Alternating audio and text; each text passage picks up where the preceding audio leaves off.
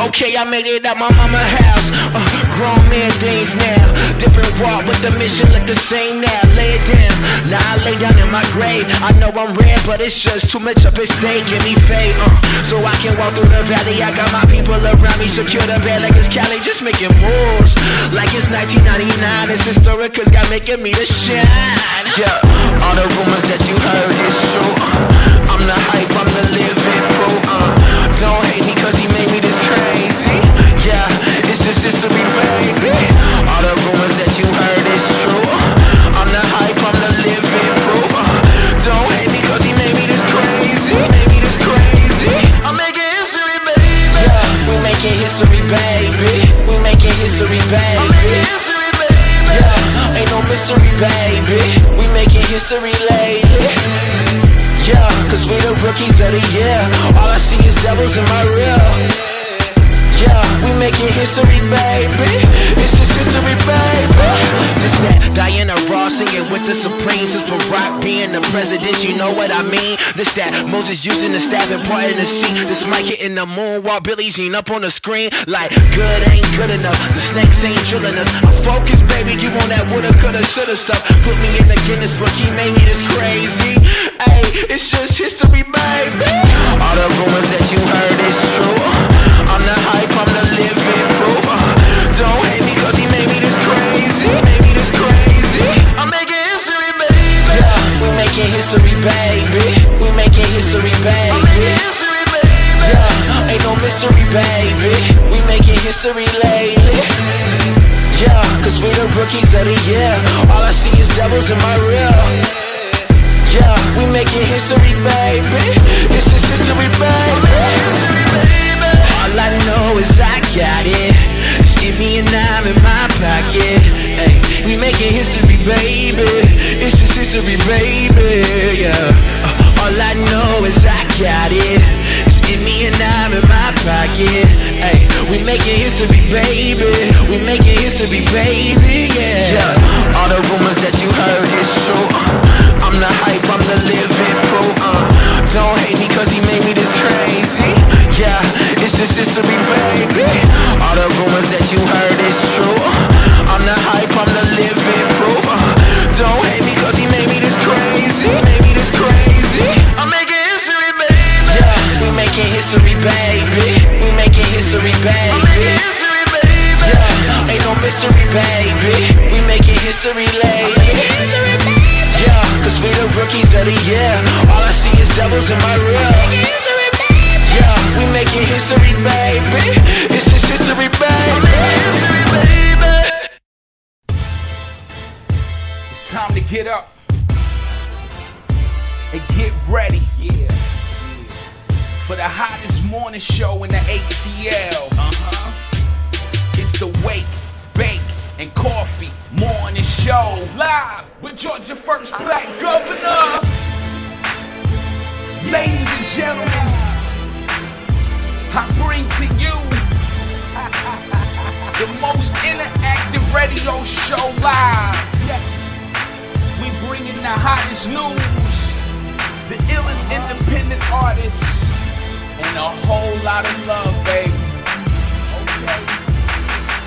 It's time for you to get up, roll up, sit back, and ride to the Wake, Bake, and Coffee Morning Show with your host, Georgia's first black governor. Good morning. Why I hear echo? Good morning, good morning, good morning, good morning, ladies and gentlemen. Welcome to the Wake, Bake, and Coffee Morning Show. Thank you all for coming in. It is the Love Series. The Love Series Thursdays. Mama Quita Love Series. Thank you all for coming in this morning. Good morning, Mr. Claire. Good morning, Gap Teeth.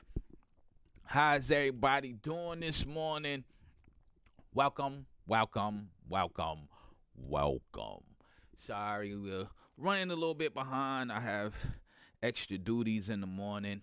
But I'm grateful to be in the building this morning. I am grateful to be alive. I hope you are grateful to be alive this morning. Have you given God thanks for being up this morning? Have you truly said, Lord, thank you for allowing me to be alive? Because, Lord, I thank you for being alive. I thank you for allowing my first lady to be alive, our children, our siblings, our parents, our family, friends, foes, those that come in to troll. I am very grateful for each and every one of you. So I am thankful we are here in the building. It is the Love Series Thursdays, and we gonna get into it. I am grateful. And y'all know what time it is. It is now the time where we give you a good 10 seconds. 10 seconds. I give you a good 10 seconds as I can finish setting up to go ahead and give God all the praise you want to.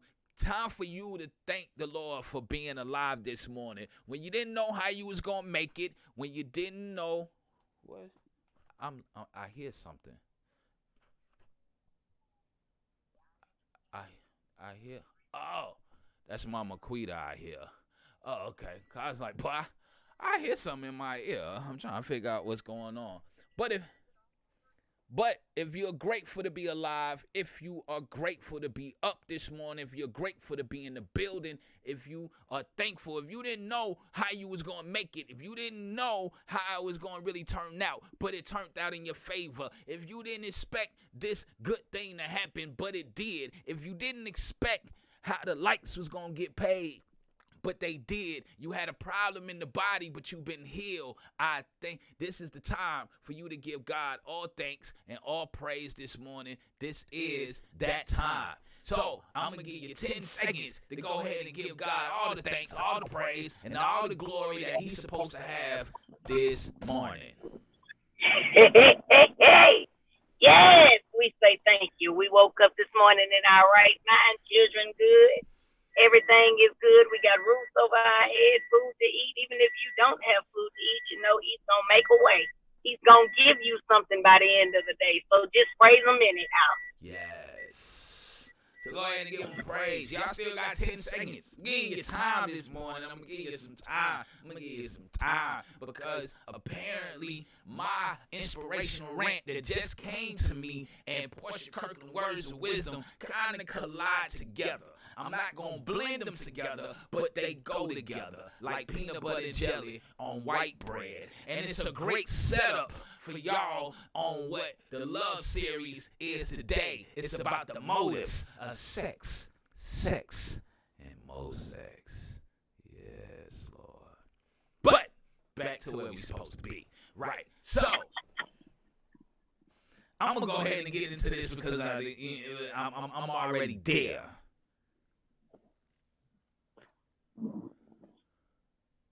My inspirational rant comes from Matthew 15 and the 8th verse.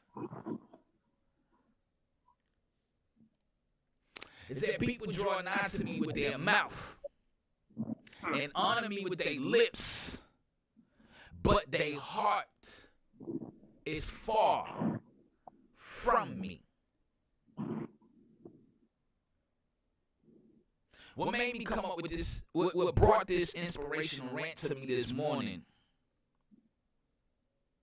was who and what are you truly connected to? See, a lot of people talk, but they not connected. That's why he said, but their hearts are far from me. That means you're not connected. And because you feel your lip service is good enough, because you ignore those who are connected because they not on the same lip service level as you, they don't have the same education as you don't pay them no attention. Because people got good lip service. Some what they call it, name dropping. They drop names. They got good lip service. But their heart is far from him. That means that they not connected. And people with good lip service, some of them, because let me use the word some or most, because I'm not trying to get beat up by Mama Quita today. Some of them,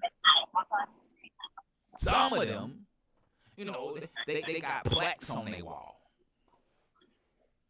You know, they got that, what's the word I'm looking for? You know, they educated.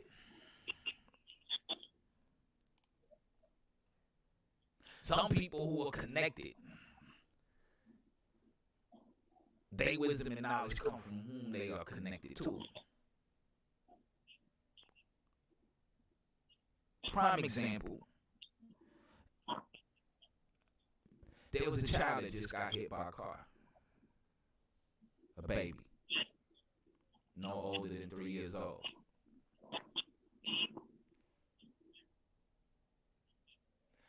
The child could have been prevented. But those that just do a lot of lip service didn't help the prevention. Their prevention was lip service.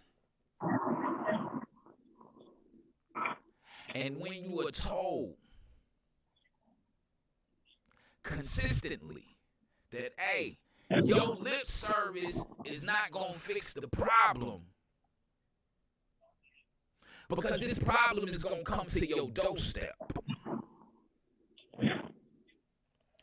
What would you do when this problem comes to your doorstep? They give you more lip service.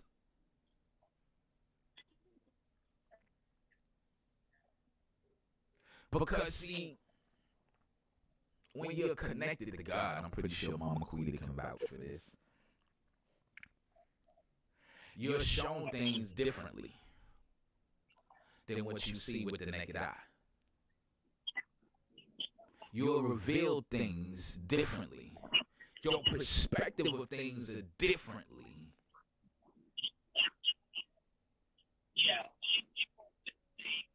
Than those who just have lip service.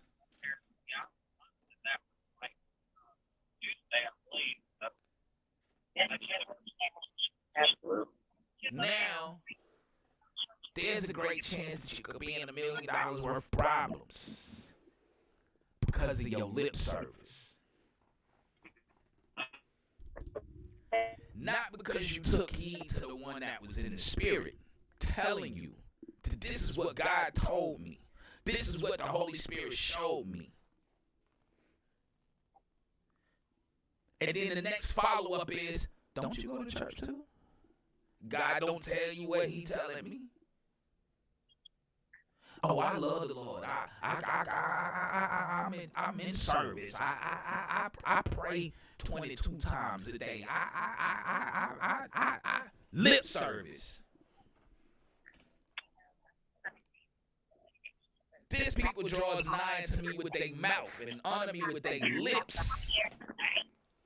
Lip service. But their heart is far from me. When your heart is far from God, you're not connected. You can't draw in all the power. You can't pull in his resources if you're not connected. It's almost like Mama Quita children are connected to her. So when they're hungry, they can go to her and say, Mama, I'm hungry. And she's going to feed them because they are connected to her. But if they walk up to a stranger off the street and be like, hey, I'm hungry, can you feed me? He going to be like, where your mom at? Because you're not connected to him.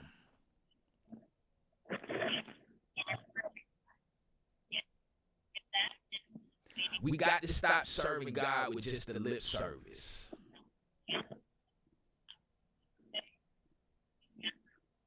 A lot of us are in lip service worship. Lip service praise. I heard it through a testimony last night. She said it great in her testimony. She said, I would leave out of the church the same way I came. She said, I didn't even like it. I was just coming to be seen, the glitz and the glamour, just to say that I was in the building.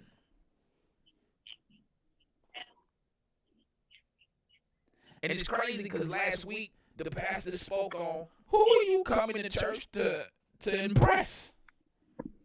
Who are you pleasing? Your lip service.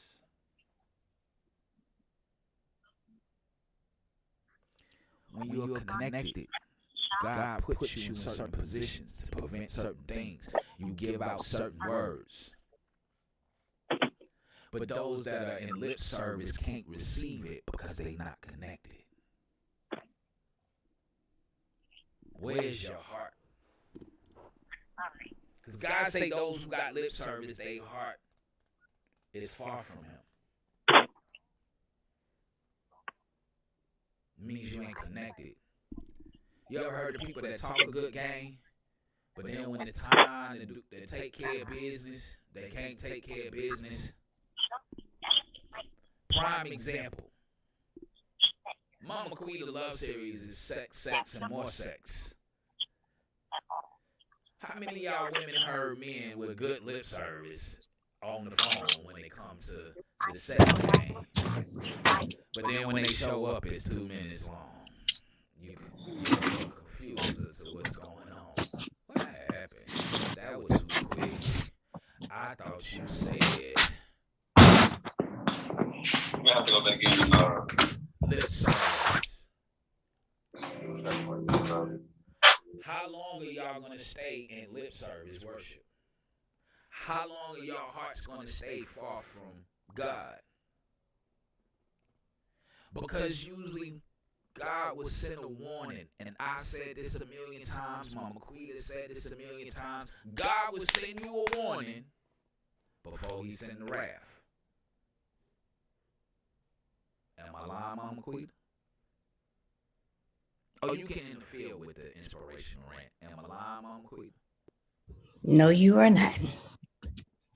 See, God will always send somebody who, because see, those that are connected, those who heart is with God, they ain't got a lot of lip service. Because they don't have to have a lot of lip service. The way they walk, the way they talk, the way they move, how they operate, you know God is involved. Because you always asking them the $1 million question. How you do that? How you get that?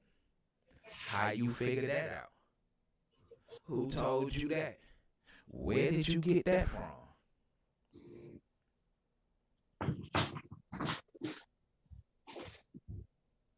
We got to stop going to God with just lip service.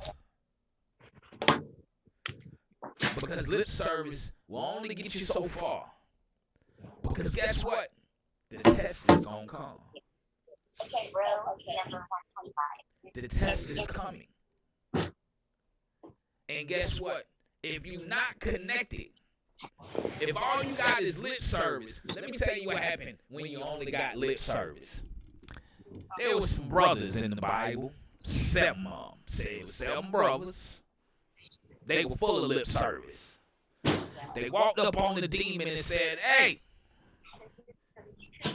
I cast you out in the name of Jesus, who Paul speak of." The demon said, "Paul, I know. Jesus, I know. Who are you? You just the lip service." Then he got jumped on. He ran up out of there. Him and all his brothers ran out naked.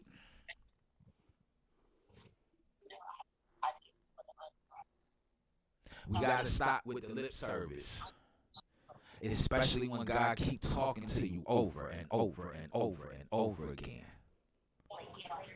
This baby who just got hit by a car, it could have been prevented. The reason why this baby getting hit by a car could have been prevented was because they had been warned over and over and over and over and over again. but they only gave back lip service. Oh, we'll see what we can do. We'll look into it. We'll do this. Oh, we'll do that. Oh, we'll do this. But all of those who had lip service standing outside crying right now. The test is here. They all standing outside crying right now. Because all they had was lip service.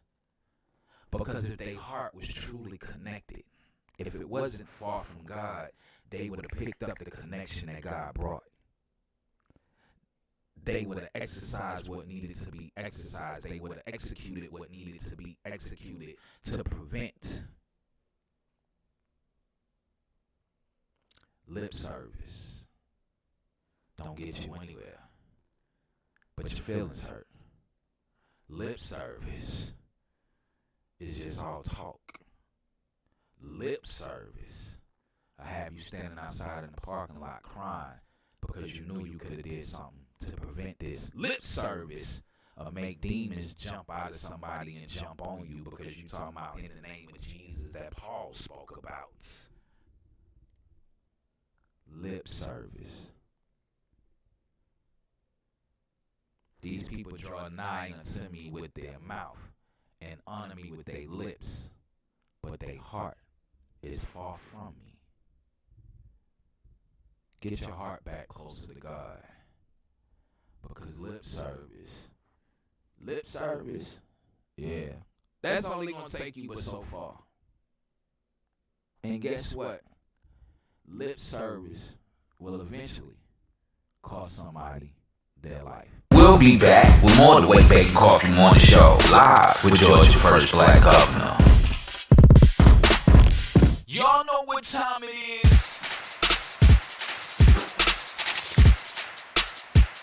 Mama Quita. Love series. Y'all know what time it is. Mama Quita. Love series. Mama Quita. Y'all know what time it is. Calling all my people on the night shift. The late drivers of Uber and Lyft. The night hawks, the creepers. Heading home from the club, or you just up doing what grown folks do. You need to be tuned in to the hottest radio personality in the ATL. Big Ray Van Groove. From 2 a.m. to 6 a.m. on Magic 107.5, 97.5. The real sounds of Atlanta. Hey. Welcome back to the WakeBake Coffee Morning Show. Yes, welcome back. Welcome back. I know it kind of feel kind of rushed, but we a little pressed for time. And I took a little longer than I thought I would on my inspirational rant. Probably because I'm not necessarily in my feelings, as Mama Quita would say. I've been dropping jewels all morning, and so I'm already there. I just trying to get y'all to catch up. Just trying to get y'all to put a little ketchup on it, cause I don't like mustard. Just so you know.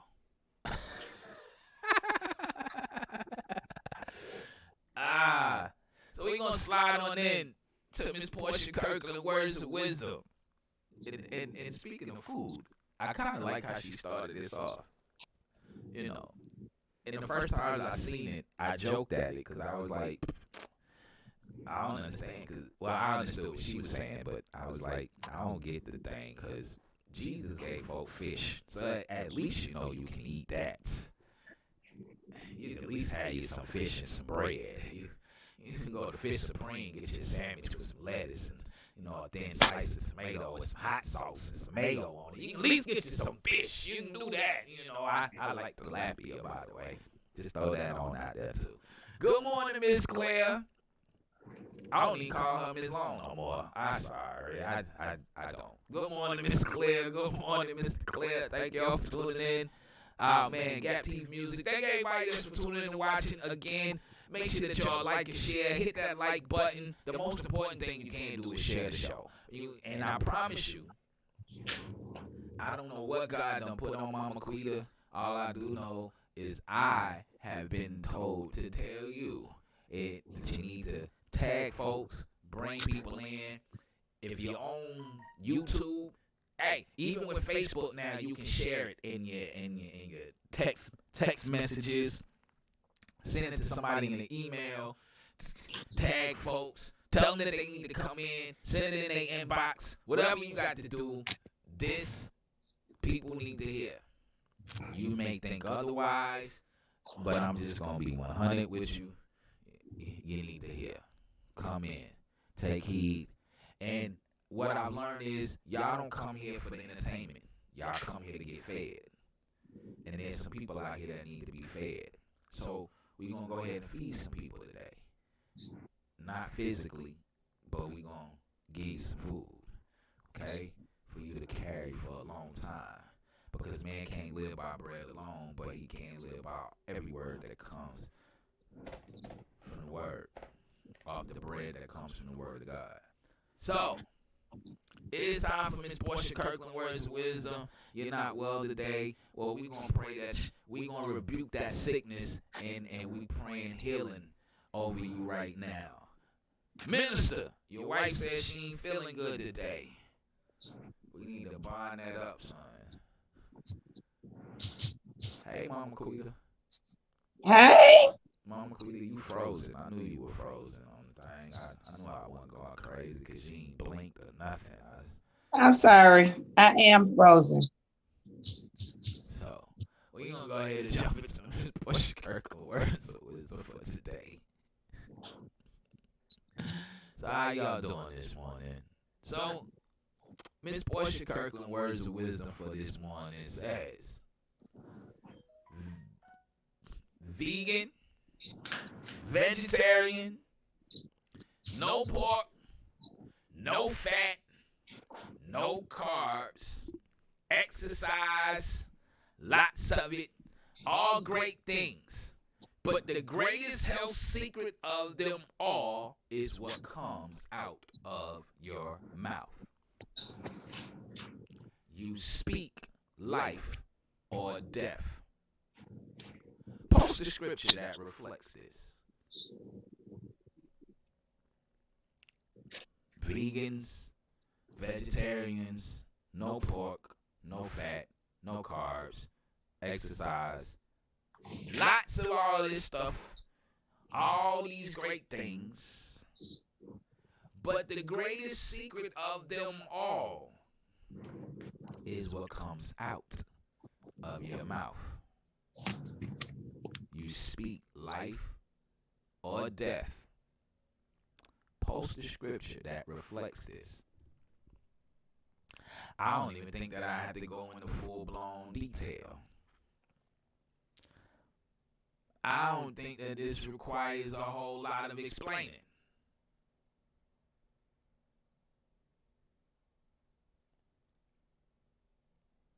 I don't think this requires a whole lot of breakdown. Because I could have swore the word says that the power of life and death is in the tongue. The power of life and death is in the tongue. Probably one of the smallest things on your body next to your teeth and your nails. But it's the most powerfulest thing ever. So, Ms. Long, you not sick. And I understand even what happened and transpired because I saw that this morning on the train. But you can speak life into a dead situation.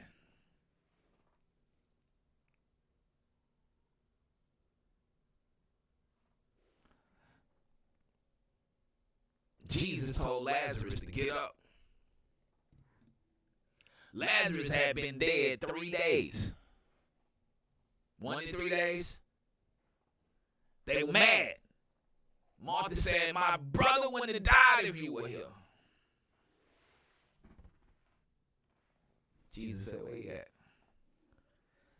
And that's how you get the shortest verse in the Bible.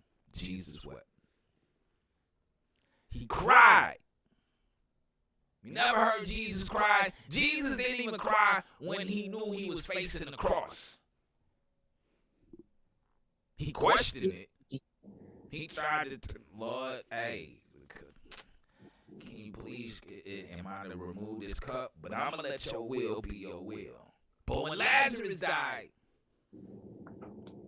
he cried. He wept.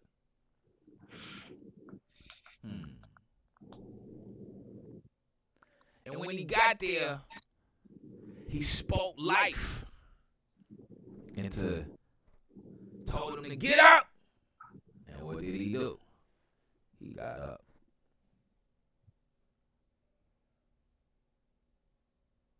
You speak life and death, the power of life. The tongue is very powerful.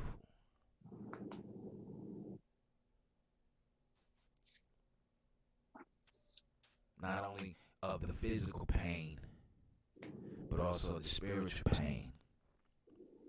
Not even the sickness and the illness, but we also going to speak for healing on a different level that has to do more than just a headache or your stomach ache or you're bothered by some type of disease. I saw the post. My condolences go out to your son and these families. But we gonna speak light today, Miss Claire. And we gonna plant this seed of life. So it can be watered. So you can be used to also plant that seed of life. Because you can become vegan.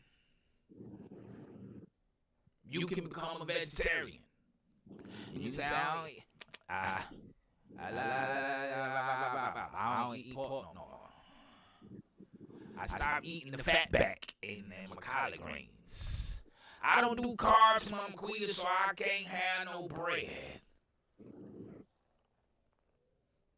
But I'm out here exercising every day. But the greatest health secret,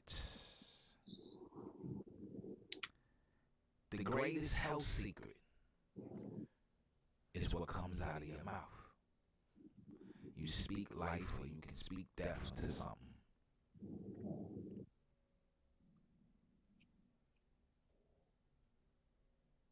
You can try to work all you want to. You can try to work out. You can change your diet. You can do all of that. And it's crazy that she posted this because I just had this same conversation with the bus driver.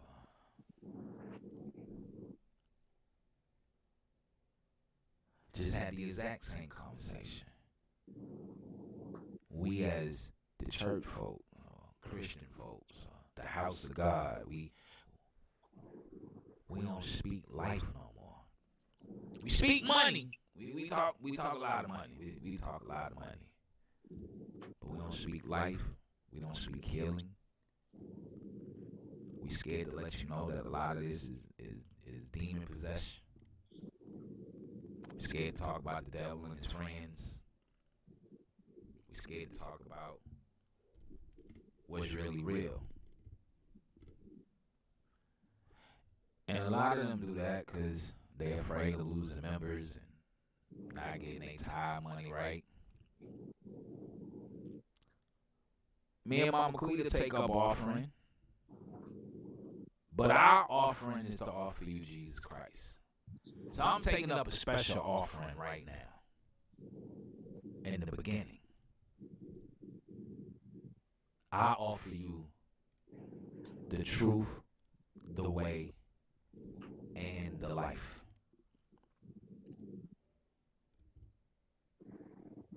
I offer you the king that took off his crown and came down and gave you death in order for you to have life. I'm not going to wait to the end of the show to offer you Jesus as your Lord and Savior. Let's go ahead and do offering right now.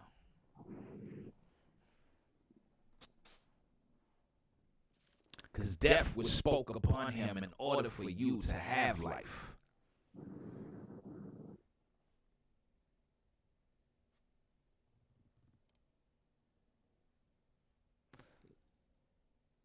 pray for the families who have lost and the loss that I have seen in the last 6 hours.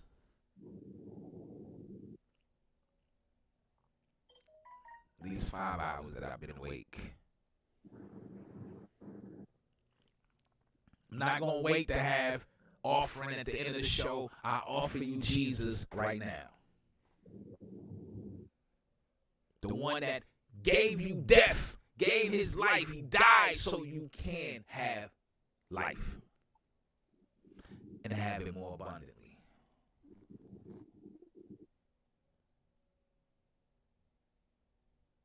You want to be healthy, you want to be strong. That comes out of your mouth. Stop speaking death among you and speak life on you. You want some real life? Again, get into your word. It's a lot of life in here. I'm talking about from Genesis to Revelation. It even tell you how life was formed. Right out of the dirt. It shows you how death came. But even though death came, it still showed you how to escape death and have life eternally.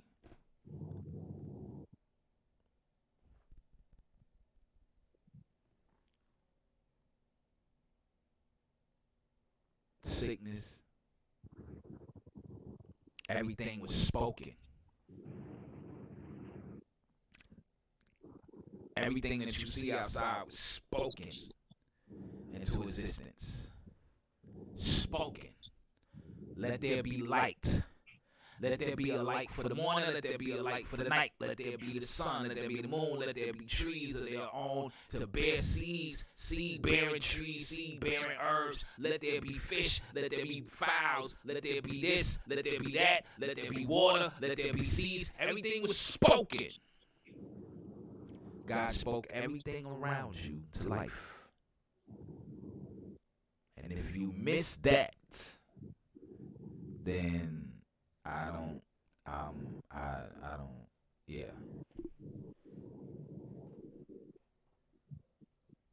God said you can have the faith of a mustard seed, and you can speak to the mountain.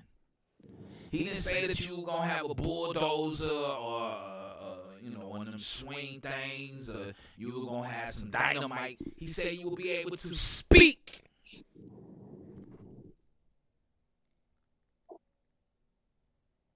And say to the mountain, move.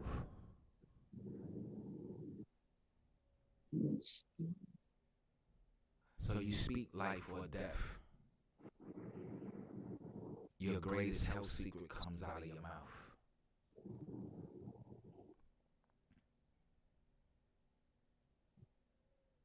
Speak.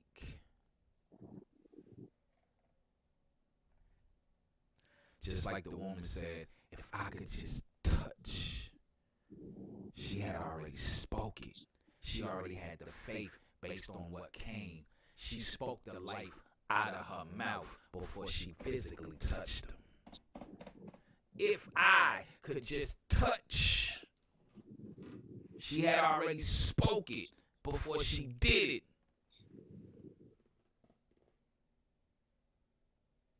So speak life into you. Stop talking death over you. If you truly, truly love God the way you say you do, if you truly believe in the Lord the way you say you do, then speak it. But speak it from your heart. Because as I said in my inspirational rant, he said, this people draws nigh to me with their mouth and honor me with their lips, but their heart is far from me. So if you're not plugged in, connected, then you can't even speak the true life over this illness. You can't even speak the true life over whatever's bothering you. You can't speak healing into you the way you truly need to because your heart ain't there. But the tongue is powerful. So that's Miss Portia Kirkland, Words of Wisdom. That's my inspirational rant. We're going to take us a small break. And when we come back, y'all know what time it is. It's Mama Quita Love Series. What's your motives? We gonna have some sex, and more sex. Don't you hate when they ask you on the application, what's your sex? You know, I tried to check female one day. They said, no, that's not what we mean. I was like, oh, okay.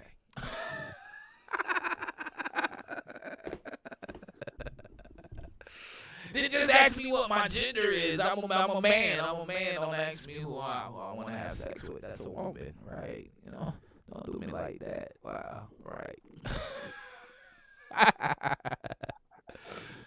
I love y'all, man. We gonna take a break. When we come back, we gonna get we gonna get into Mama Quita. We'll be back. We'll be back with more of the WakeBake Coffee Morning Show, live with Georgia's first black governor. Yes. See, this is what I dedicate to my future baby mama. We'll be back. Someone told me love was only in the movies. It don't exist in real life these days, no. But you showed me if I only just find the faith I need to believe. Anything is possible if you want it bad enough. Know the sky ain't too high, test your limits. You can feel unstoppable, incredible. Almost there, I can see I'm so ready. This has gotta be the night that dreams come true. Ay, everything feels just right. Yeah, when I'm with you, you know that I'll be holding on. Did you feel my love? Did you feel my love? I'ma how you like. Did you feel my love? Oh, yeah, when I'm with you, you know that I'll be holding on. Did you feel my love? Did you feel my love?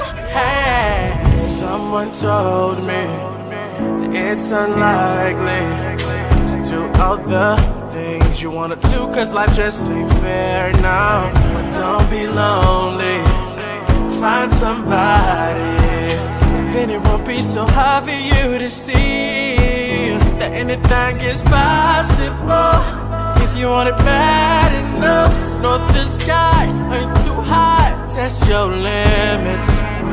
You can feel unstoppable, incredible. Almost there, I can see I'm so ready. This has gotta be the night that dreams come true. Ay, everything feels just right. Yeah, when I'm with you, you know that I'll be holding on. Did you feel my love? Did you feel my love? I'ma how you like. Did you feel my love? Oh, yeah, when I'm with you, you know that I'll be holding on. Did you feel my love? Did you feel my love?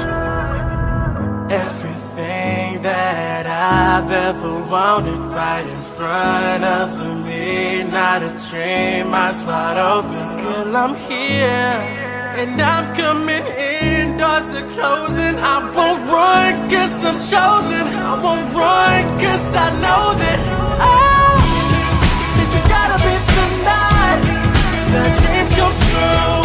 Ay, everything feels just right. Yeah, when I'm with you, you know that I'll be holding on. Did you feel my love? Did you feel my love? I'ma how you like. Did you feel my love?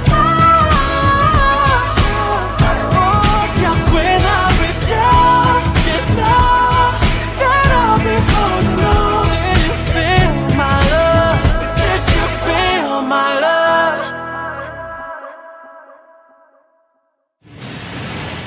Youth basketball season is returning to the Andrew and Walter Young Family YMCA. Ages range from 3 to 14.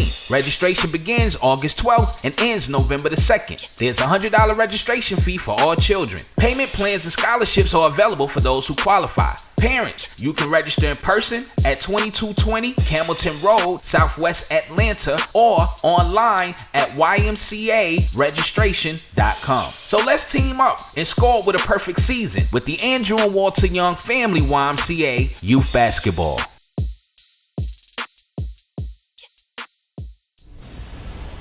It's Veterans Week at the Andrew and Walter Young Family YMCA. Join us as we celebrate the great men and women who serve. Veterans who join the Y from November the 11th through the 17th can join with no joining fee. That's a savings up to $100. Service credentials in the form of a military DD 214 are required in person at the time of joining. So stop on by the Andrew and Walter Young Family YMCA because we serve those in love who serve us with their lives.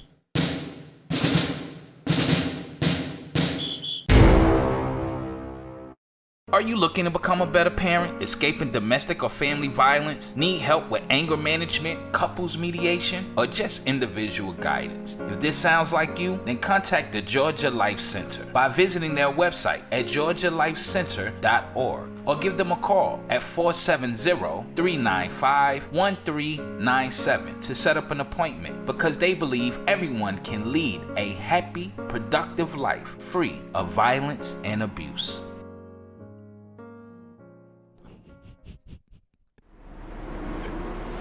Oh man, y'all know what time it is.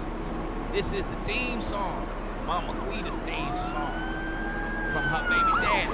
Without the baby. I still ain't figured that out yet. I'ma figure it out. God gonna tell me what that truly mean. Baby daddy with no baby. But here's my man Sean Isaac with Love You Harder. And we'll be back with Mama Quita Love Series right after this.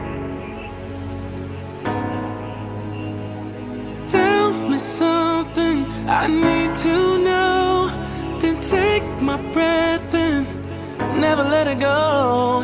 If you just let me invade your space, I'll take this pleasure and take it with the pain.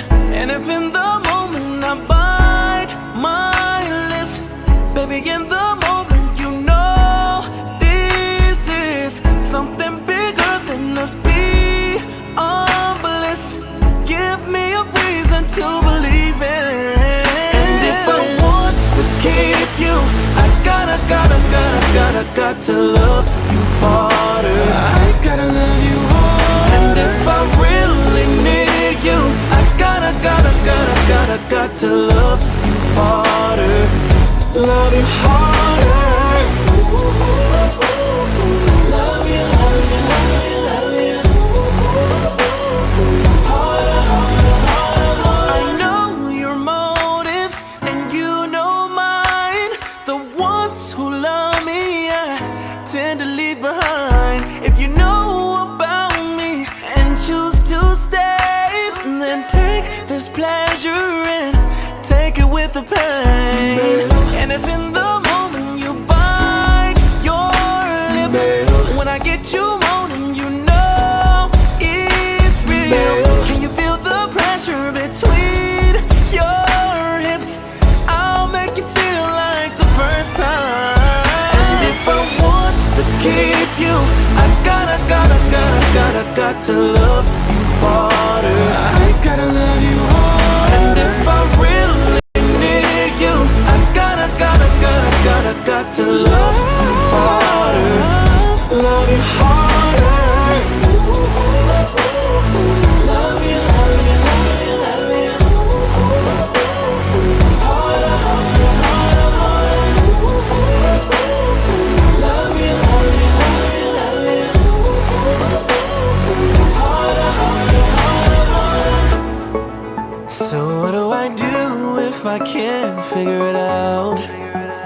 I gotta try again. Oh, so what do I do if I can't figure it out? Said I'ma leave again.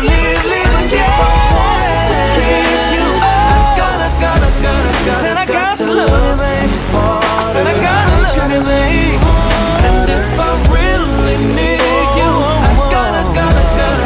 got to love you harder. Love you harder. And if I want to keep you, I gotta got to love you harder. I gotta love you harder. And if I really need you, I gotta got to love you harder. Love you harder. Yeah. Love you, love you, harder, harder, harder. Sense so sketch. Love you, love you, love you, love you. You're back at it again. Harder, harder, harder, harder. ODLTL.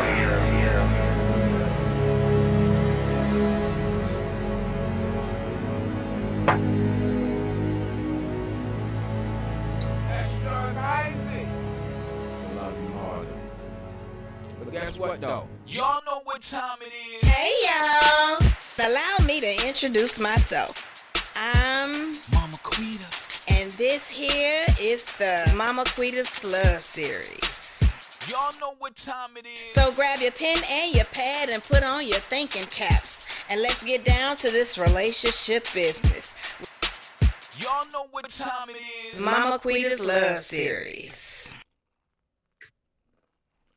Yes. This is what happens when you eat behind the scenes. Excuse me.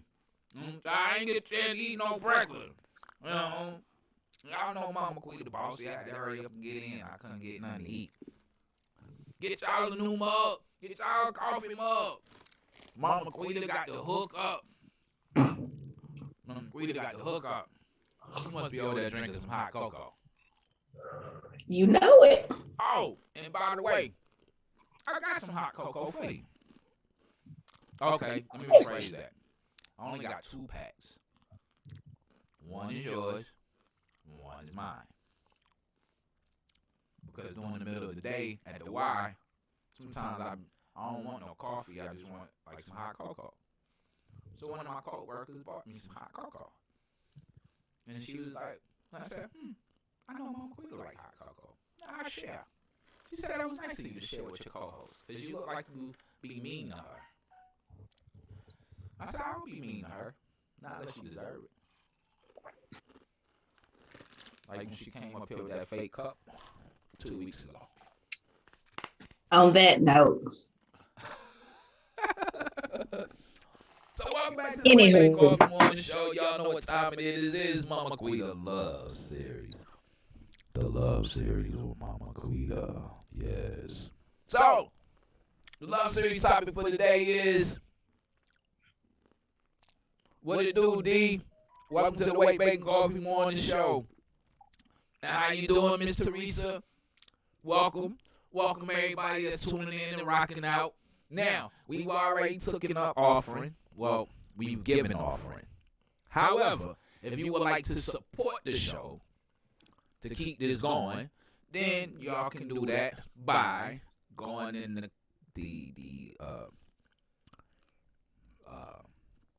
description section. Y'all know what I'm talking about. Where all the words at and tell you what's going on for the day. And you can find the PayPal and the Cash App link. Right. You can go in the description box, find the PayPal, Cash App, and put show donations, show help the show, whatever it is you want to call it. And show your love and your support. Thanks to all our sponsors, those who run commercials. What I can tell you is the fee is going up next year. I'm sorry, it wasn't my call. It was, Mama Quita made that call. So the fees are going up next year. Yeah, Mama Quita, I got to blame this on somebody. You just happen to be here. I can blame it on Miss Teresa, but then that wouldn't work because she don't come on the show. So, so the fees are going up next year. Right. So we love y'all, man. Mama Quita, don't look at me like that. Just say, oh, okay, cool. The fees are going up next year. I'm tired of you putting stuff on me. You tired of me putting stuff on you? Hey, you the boss. I'm just here. The days that you're not.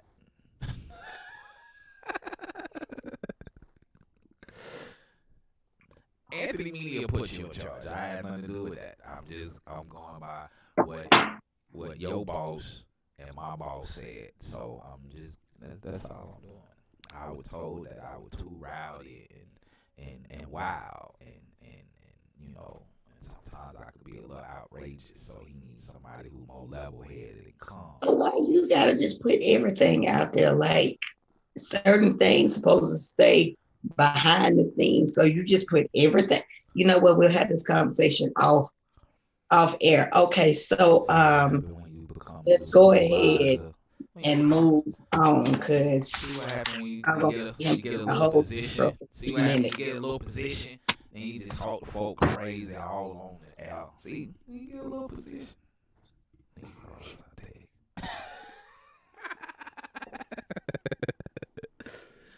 I love you, Mama Quita. Don't be like that. See, Miss Teresa said absolutely correct. She was talking about when you called her name earlier. That been up there. Hush. Oh, I just saw that. Yeah, don't be trying to use stuff at your convenience. At my convenience, please. That would be rude. Do I sing like that kind of person?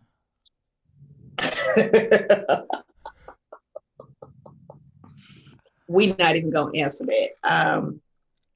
Wow. Are we done with the little position and they just throw you under the bus? Like, are we? See, she just said right earlier. Are we done with this back and forth? Because can I move on so we can get this in? It's 10 o'clock.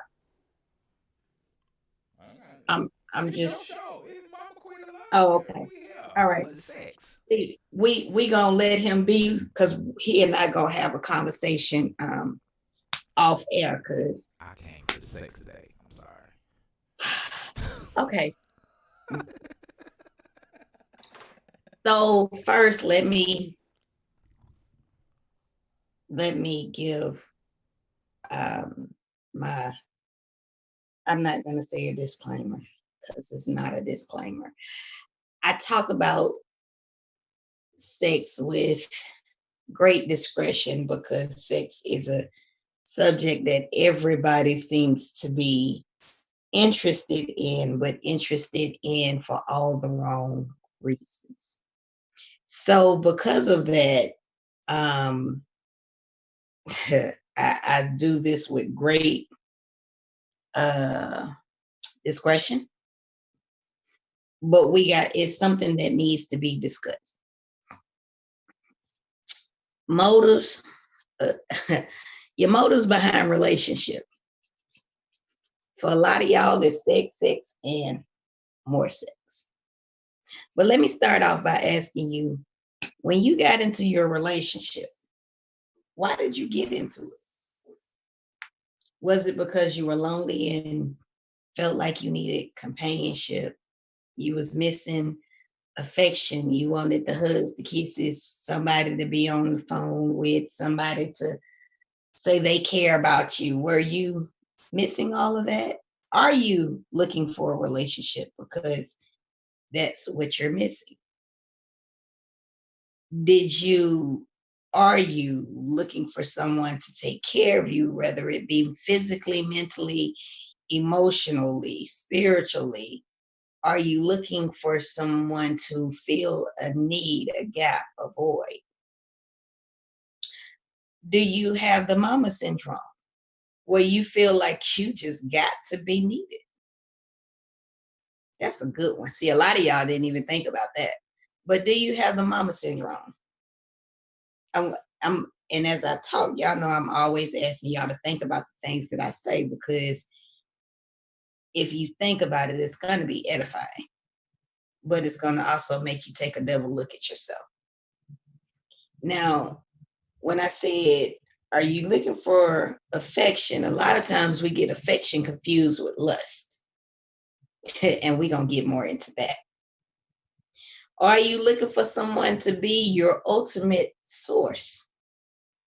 My sugar daddy, to that cougar, somebody to pay your rent on a regular basis, buy you that Gucci bag, those red bottoms, take you out to the 5-star hotels, and then have good sex.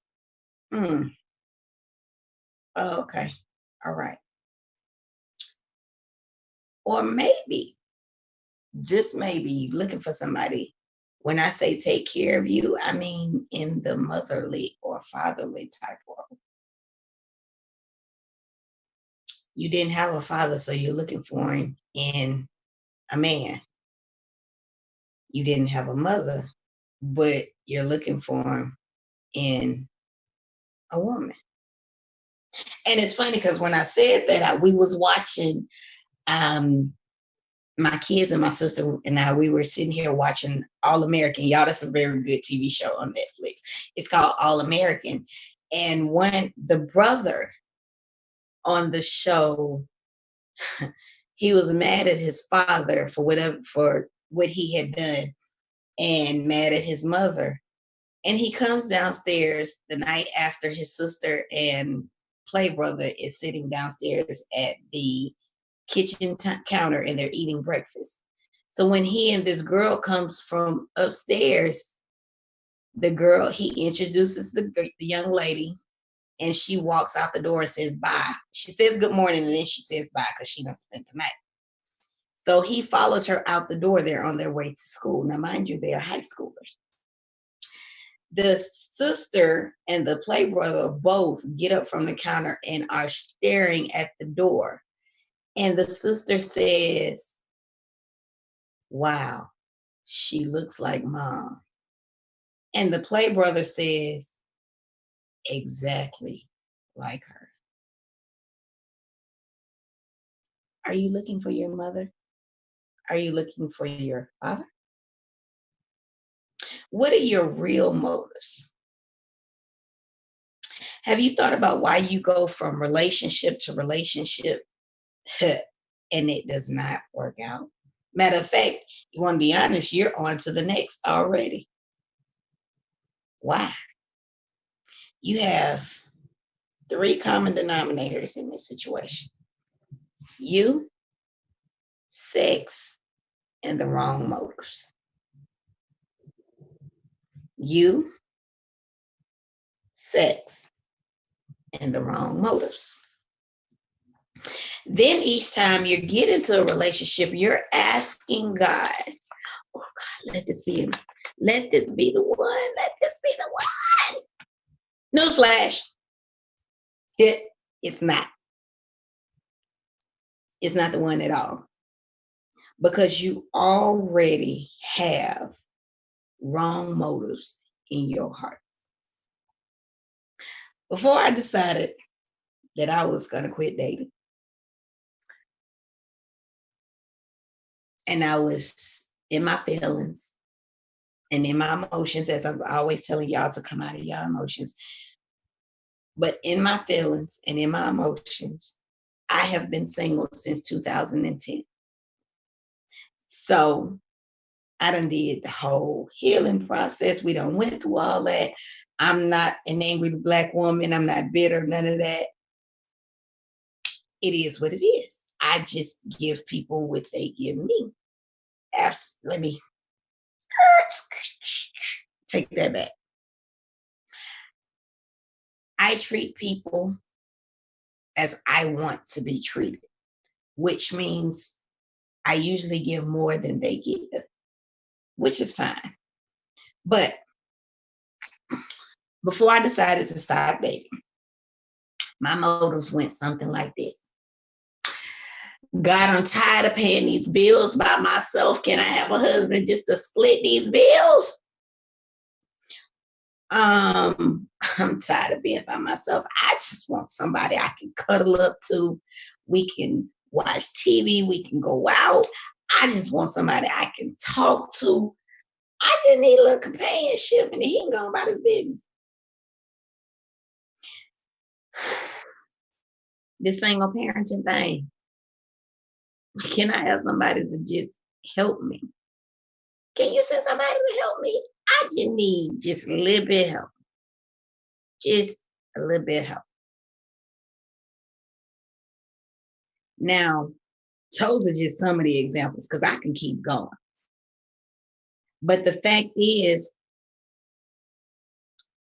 All of it was me asking for someone for my own selfish reasons. When you ask, according to James 4:3, when you ask, you do not receive because you have wrong motives. You ask that you may spend on your lustful desires, on your pleasures. You ask so that it can be an answer to what you want.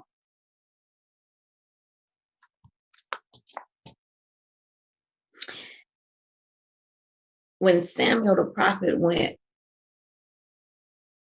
looking for the next king, when he found him in 1 Samuel 16:7, God looks not at the outward appearance. He don't look at what you look like. He don't care how fine you are. He don't care how beautiful you are. He don't care if your hair is did, your nails is did, you got that six pack. Because you can have all that and your heart is wrong. So God sees the heart.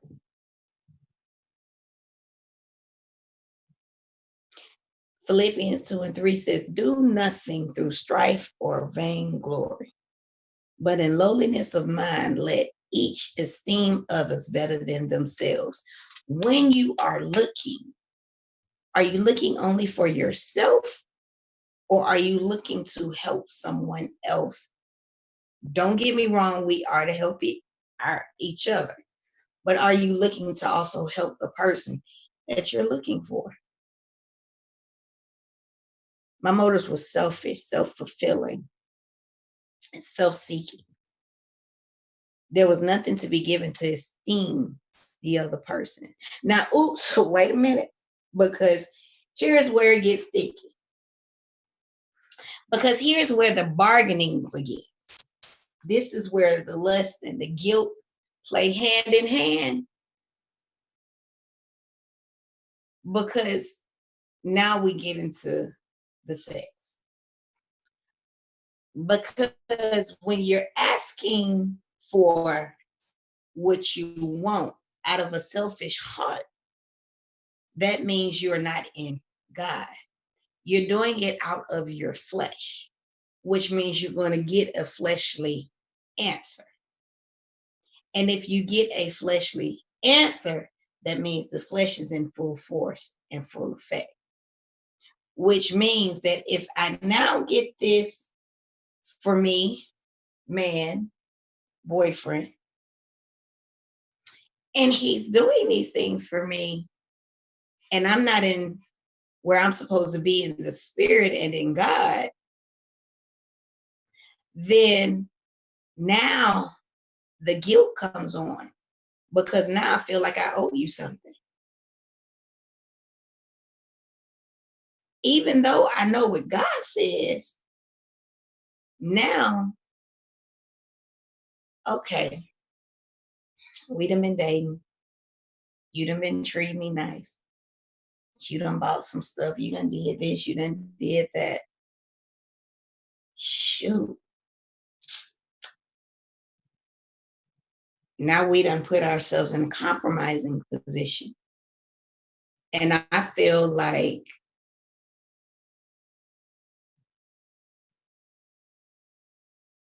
which part, Teresa?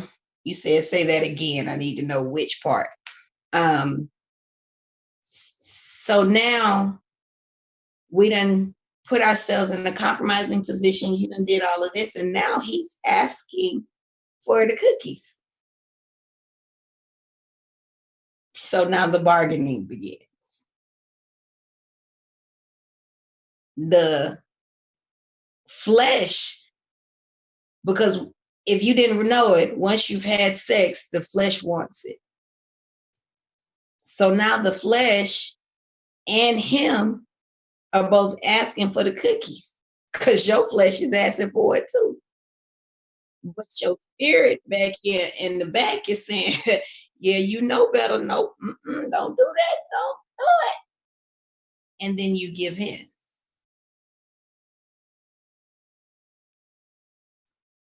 So now, where the motives at?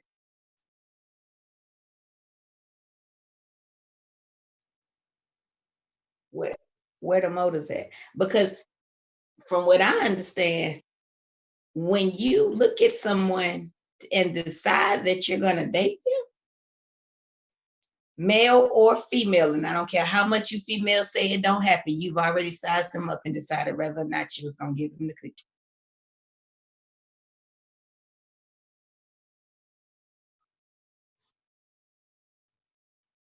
What the spiritual request should be. The spiritual request should be what I haven't gotten to that part, Teresa. Um, we still in I'm setting the stage right now. So I hadn't even gotten to what the spiritual request should be.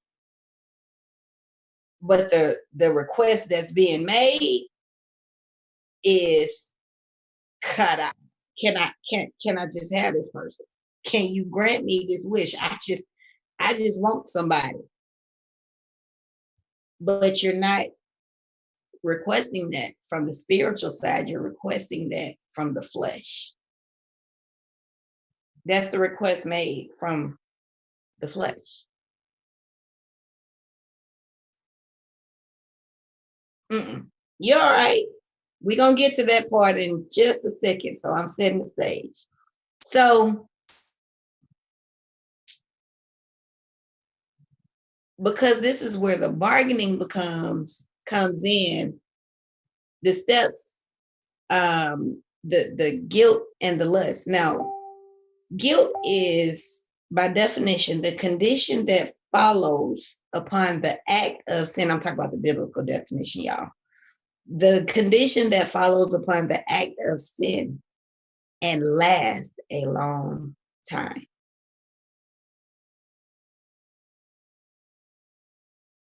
Take that in. Guilt is the condition that follows after the act of sin and lasts a long time. And usually it lasts a long time because it's kept in secret. We all know that the enemy plays on secrets. That's what guilt and shame build and stay. And I say that because for those of you who are Christians, y'all gonna play like y'all know what I'm talking about.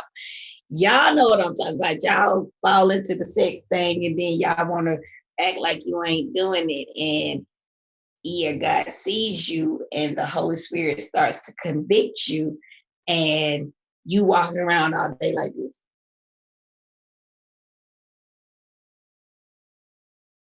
Yeah, that's what I'm talking about. That's what I'm talking about.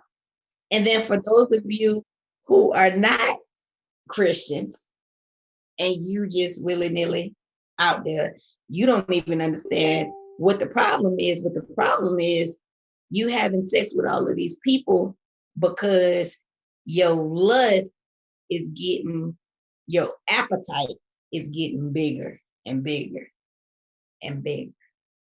So the more sex you have, the more you want it. The less gets greedier and greedier. But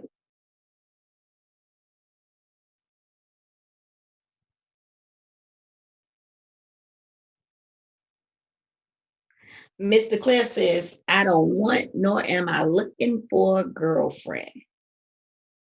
I'm receiving that good thing, a wife, not saying I'm getting married tomorrow, but just stating my declaration. God said a man that finds a wife finds a good thing.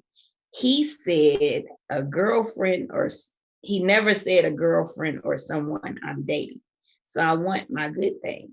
Then God said it's better to marry than to burn. I don't want to burn. Yeah, you can't. Then he says, my motives are Ephesians 5 and 25.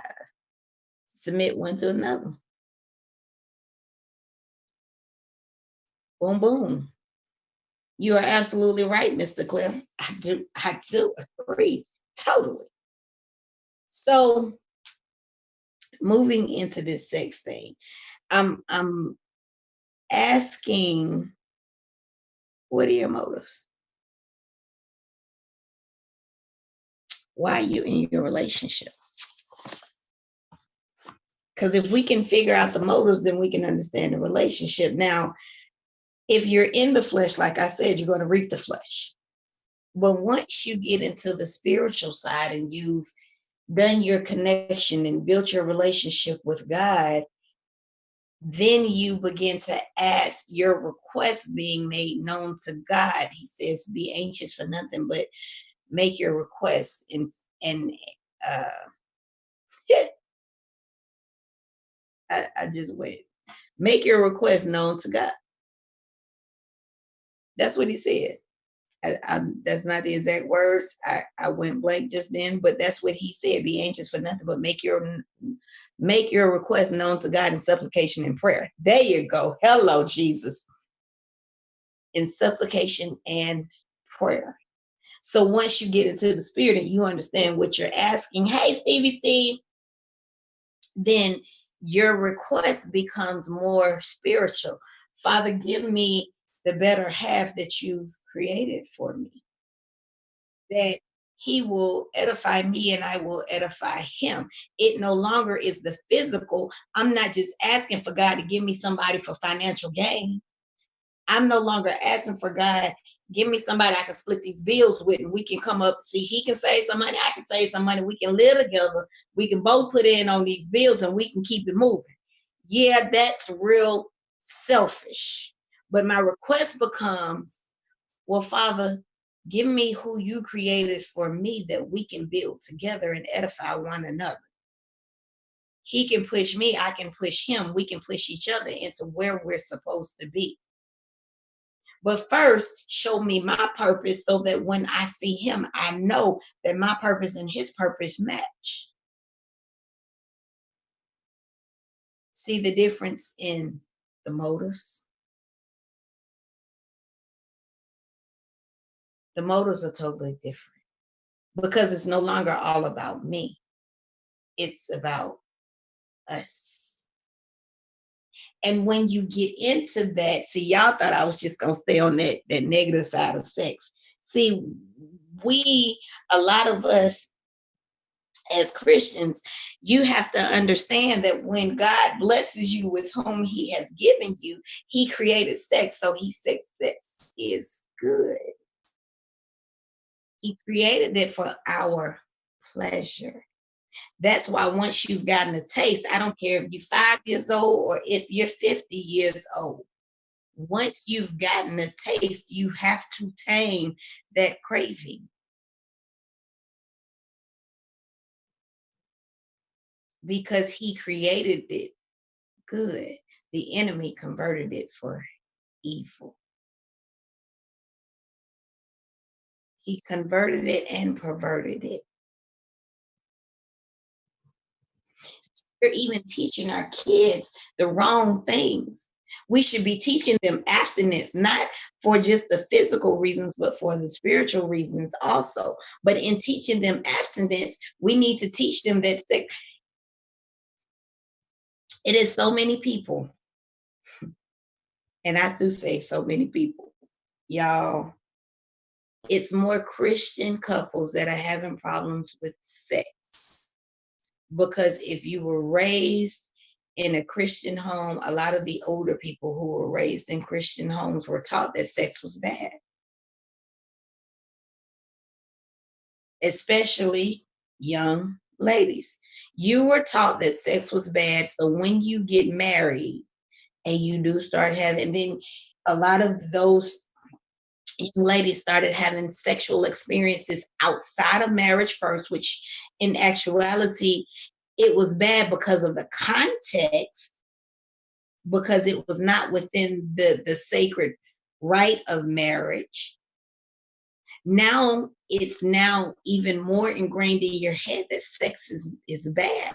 So when you get married and you go into this marriage and you've converted your life over to God, and now you have a problem in the bedroom because or your life that sex is and that can go for male or female. Then there are others who have been abused. They were abused prior to getting married, and you have sexual issues once you come into the marriage, y'all. Once sex is perverted, it is perverted. And when you come into a marriage, the Bible says that the marriage bed is undefiled. But then once you come into the marriage with all of your garbage, that big old garbage bag, that sack that you carrying, you come into the marriage along your marriage bed still with that baggage. And a lot of us talk a lot about sex. But for some reason, once you get married, the place where it's supposed to be, the place where it's sacred, the place where when God is intervened and put in the center of it, it is the best thing that you can have, is now defiled also.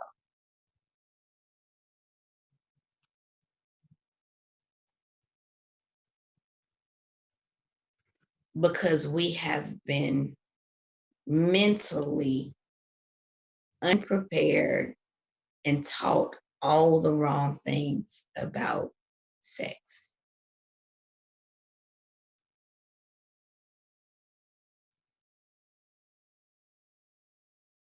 Starting with your motives.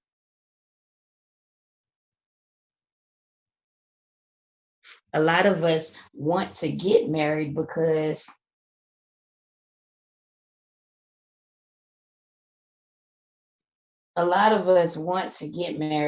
simply because we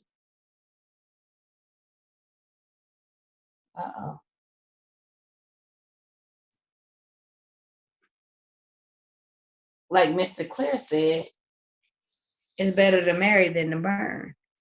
Yeah, but the question is, who are you marrying? Who are you tying yourself to? Are we rushing to marry so that we don't burn, and we're tying ourselves to the wrong person? There was a young lady who married a man.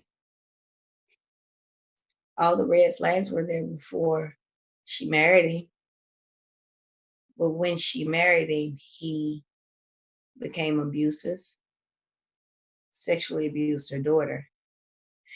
And because financially she could not take care of herself, she stayed in the marriage, and her daughter is still not right to this day after she has finally found the strength to walk away and divorce him.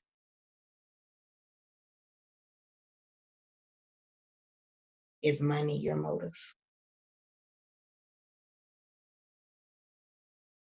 Was sex that important that you sacrifice your child?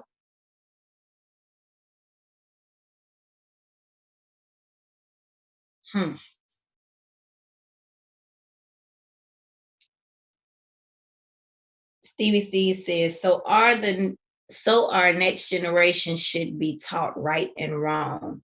But what do you think will help? Well, personally, I think teaching them, first off, we have to look at where society is and what it is that the agenda is. We have to teach our kids to think for themselves.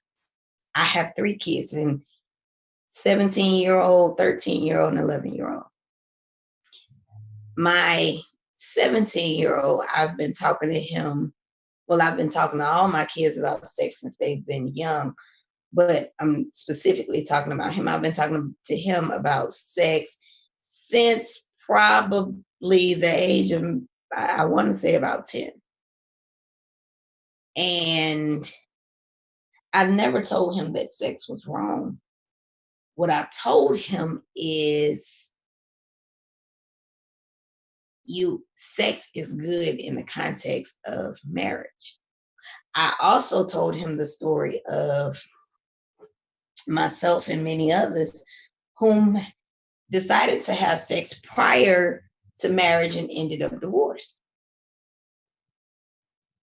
And then I've explained to him the consequences of sex before marriage and why it is that he should wait.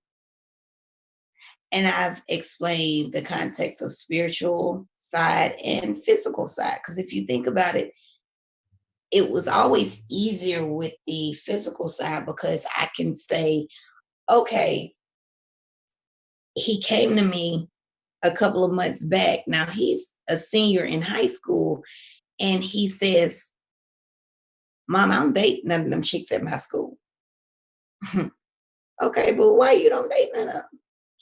Because we have the third highest rate of STDs in DeKalb County. Really?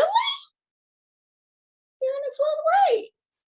Yeah, these chicks, they want hair, they want bundles. And in exchange, they'll give you sex. Yeah, no, I'm not doing that. Oh, okay, so your mama did something right. I taught you how to use your brain to think about sex on that level. Cool beans. That's what I was supposed to do. But then he also understands on a spiritual level that once I start having sex, I start collecting bodies within me. And then once I start having the people that I'm having sex with, I start collecting their bodies along with my bodies, and however many bodies I got in me, I collect their bodies along with however many bodies they have. But these are conversations that we need to have with our children. I have conversations with my kids. Okay, so you see this on TV. What does this mean?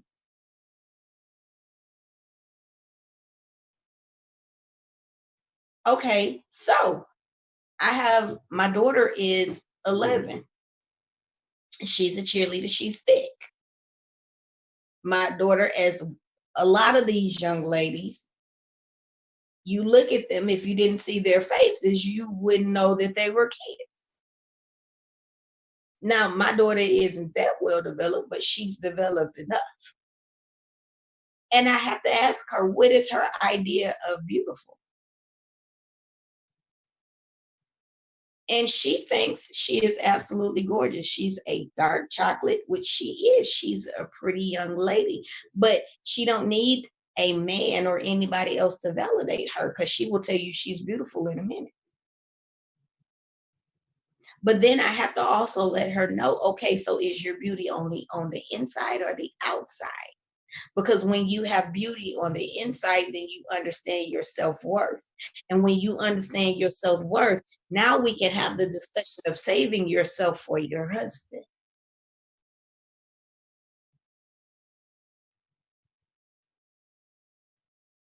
Because a boy can't come tell you how beautiful you are.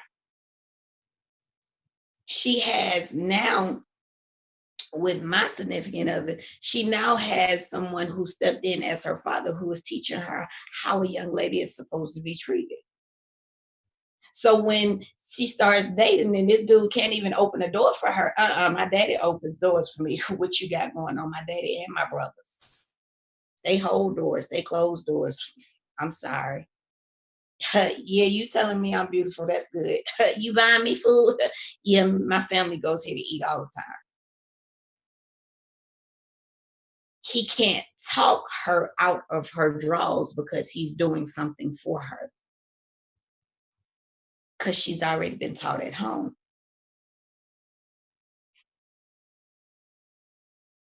And then she's being taught, okay, my mama said that my body is worth more, so I don't have to give you cookies.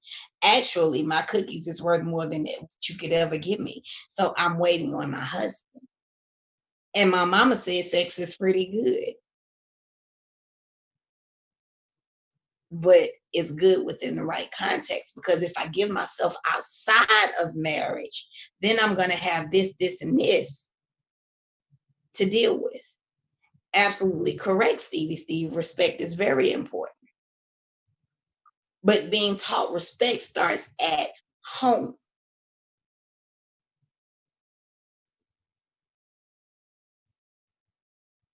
Because the difference between women and men is men thrive off of respect. Y'all really don't care. Well, let me not say that. Y'all do care if you're loved, but you thrive off respect. You honor the respect more than you do love. Versus ladies, we need love. When we have love, we show respect. When we have love, we feel respected. Whereas when you all are respected, you all feel love. Stevie Steve says, where it's lost is the streets. You're absolutely correct. But if you instilling that into them at an early age, when they hit them streets, nobody can undo that. Scientifically, whatever you put in a child by the age of 11, that's what they are stuck with for the rest of their life. From birth to 11, you've put the foundations of them in them. So if you've already rooted and grounded respect into them, when they get out there in them streets, guess what? They ain't gonna lose it. Especially if it's constantly being reinforced.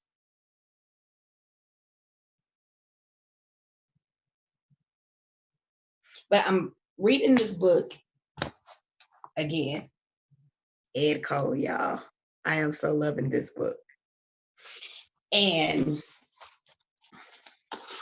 a couple of things that I took out of the book about sex.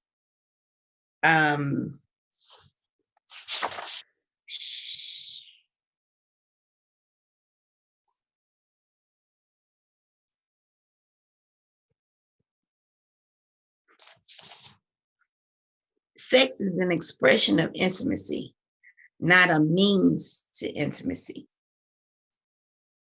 A lot of us get that confused also. But we must. Okay, Steve, I'm gonna need you to put that back in there. I don't know what you're saying with that one. But we must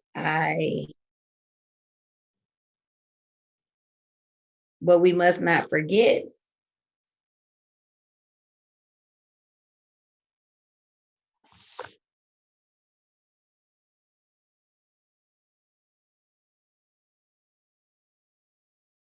Oh, okay, got you. Good morning, Mr. King. But we must not forget peer pressure. Okay, got you. We must not forget peer pressure. But what I've learned from my kids and watching them, all three of my kids, my oldest and my youngest, they're going to do what they do because they're born leaders. My middle, he can be a little bit more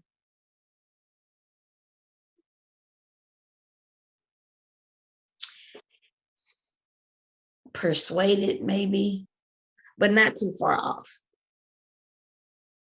But what I've learned is because of what I've instilled in them. Now they think their mom is a little crazy. They think their mama, you good, Steve. They think that their mom can get over spiritual sometimes because I'm constantly on them about the spiritual side and the physical side, because we're raising a generation right now that don't understand. In a minute, they're going to start seeing spiritual things that they really don't understand if they've never been taught. So I am constantly teaching my kids to look at both. So they always say, Mom, you always making stuff spiritual. Yes, I am. But in me doing that, it's easy for them to see when they're going off the deep end or when somebody's telling them the wrong things. And I say that because I have a 17-year-old whose father was not in his life. And right now, he has a lot of anger towards his father. Not only is his father not in his life, the men that have been in his life have passed, and he has been angry with God because he doesn't understand why is it that every time a man gets close to him, they end up gone. I don't know why I said that, but somebody needs to hear this because that was not where I was going with this story. So with that, my son could have found comfort outside of my house, outside of me. He could have went to the streets. He had a choice. And where we were staying prior, it would have been easy for him to get caught up with the wrong crowd. Very easy. He could have been with the gangs and the drugs and the sex, but he chose not to. He chose to walk away from those guys and to choose to hang with the crowd that he hangs with. My son is 17 years old. Before he got a job, he would much rather be in the house, in his room, in solitude, or in here with us, or doing stuff with his family than out there in the streets. He will tell me, ain't nothing out there for me. I don't deal with certain people. But it's because of what I've instilled in him. My daughter, she's my nemesis. I rebuke that in the name of Jesus. She gives me issues. Me and her fight on a daily basis. But I know what I'm fighting against, and I know why I'm fighting. But even when she's at school, as hard-headed as she is, I'm telling y'all, from 3 years old up until she's in the 6th grade now, up until the 5th grade, I was having teachers call me every day. When I say every day, that is a literal kind of, literally every day. I'm having to deal with this little girl. And yet and still, she knows whom to hang around and whom not to. Don't get me wrong, because she's the only one I have this issue with. Sometimes she kind of teeter-totter that line, but she know who her mama is. So she knows she better stay away from certain people. So, and then it's also certain things she knows that she came home one day last year. Was it last year?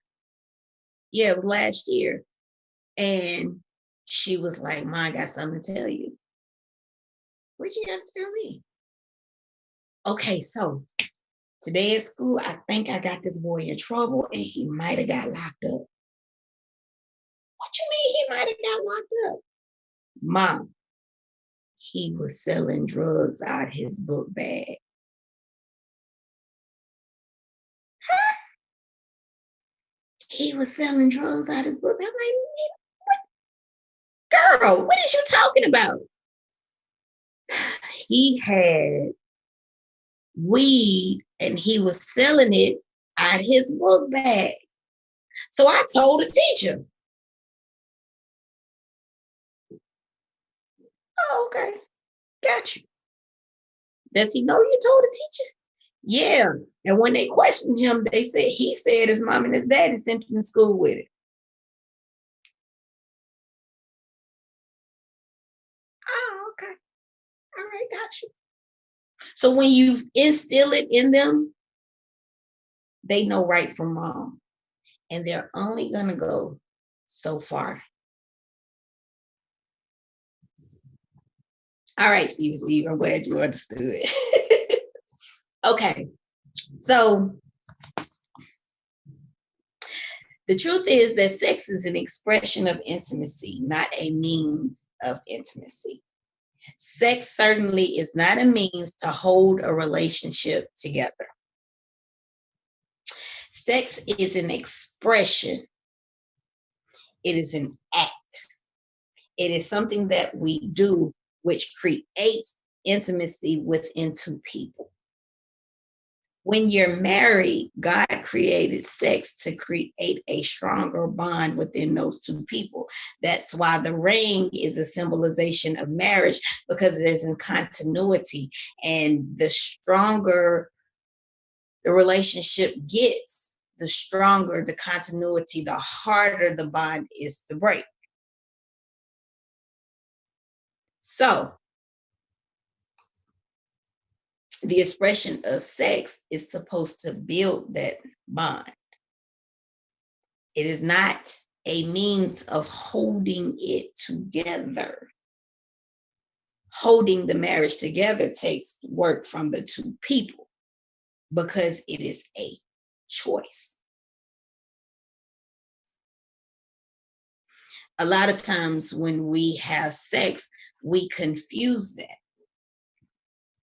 because now our lust and our emotions get involved, and we think that sex is the answer to the problem. Usually that's outside of marriage. It's usually inside of marriage. That's when the opposite happens, y'all. Outside of marriage usually is, inside of marriage is usually when sex is used as a weapon. I'm going to withhold it. So you can't have none because we don't get along. Y'all see the two dynamics? What are your motives? Now, on the outside of marriage, when you start having sex, because it's already perverted, that lust, it is a greed, it is a need. But then when you put it in the context of where it's supposed to be, it flips. Now, I don't need it as much. I don't want it as much. And then you also have to think about the fact that when you're married to someone and you see them every day and you have to deal with them on a regular basis, and those issues come up, and now you're arguing and you can't get along and all of this, and you still have to stay there and you have to deal with that person. And now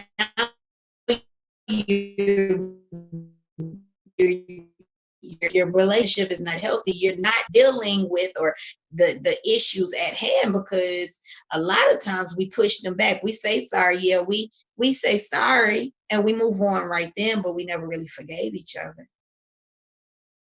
We never went back to deal with the problem at hand.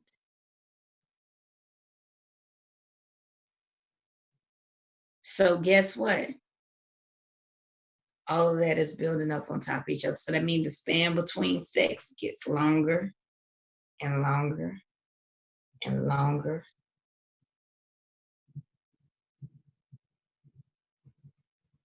We have a problem.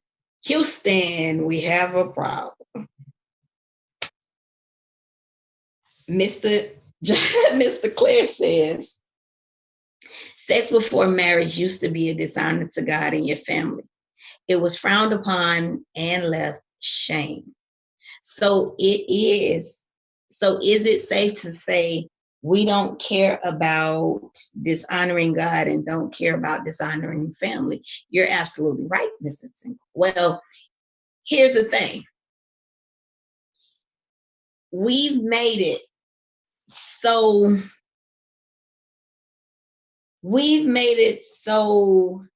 common that to not have sex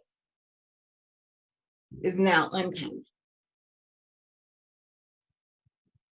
It's now, we made dishonoring God and the family such a backseat driver that we no longer think about. When sex became the normal, nobody put sex and God or sex and family together no more. Sex is just what it is. It's singular. It's that person. It's selfish. So even in the church, as sad as it is to say, even in the church, we put on the face of righteousness and humility and say we're honoring God. But to actually, it's been separated from sex and even shacking up. Because now it's okay to be shacking up in the church. Shacking up do means we're fornicating. So Mrs. Sinclair says, so let's go back to arranged marriages. They last longer. Absolutely. And in my opinion, I'm gonna only say in my opinion, I see it like this. In arranged marriages, you never had an opportunity to fornicate, first off, because back in those days, the young lady was so protected by the father and the brothers or the men of the family that she never had an opportunity to go out with someone's son by herself. So fornication was never left an open option. That's first off. Secondly, me personally, I really believe that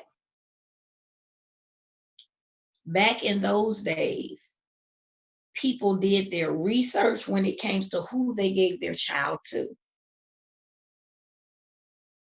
So, with that being said, I'm looking at my husband is going to look at your whole family. Who your daddy is, who your brother is, who your grandpappy is, all the men in your family, your financial situation, your education.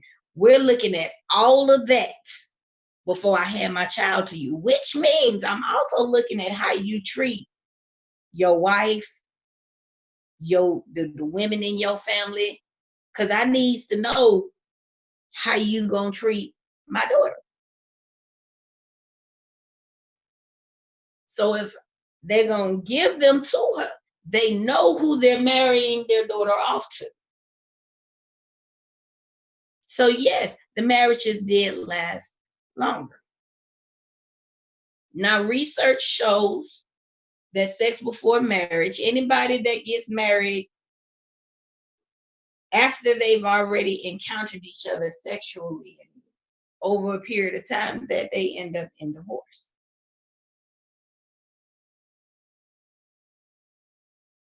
Both Christian and non-Christian. Research shows that. So why even risk it? But again, we have to look at what society has put out there. We have to look at the conversation that's here. The conversation is, it's your thing, do what you want to do.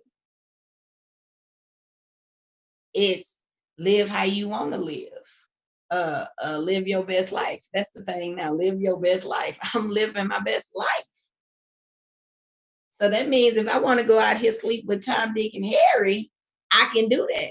But nobody's saying, okay, but when you sleep with Tom, Dick, and Harry, you might come with AIDS, chlamydia, and gonorrhea.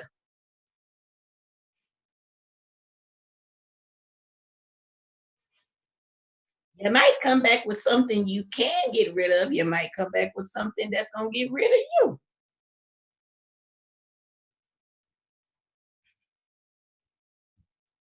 Now, Mr. Claire, you have so you have a good point. I waited until I was married and still got divorced. And I totally understand. But herein is where we say, okay, did we consult God before we married that person? Or did we choose that person ourselves? Again, what is your motive?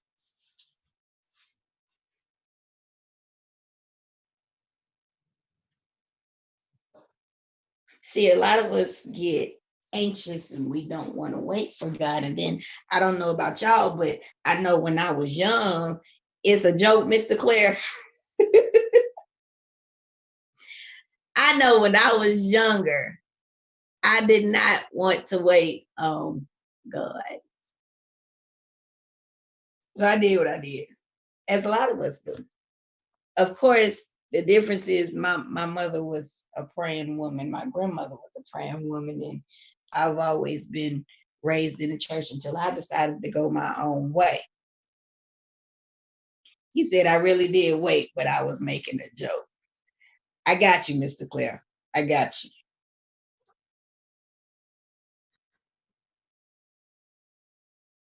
But you made a good point, because it happens. And when that does happen, then people get upset with God. Now you mad at God for a choice you made.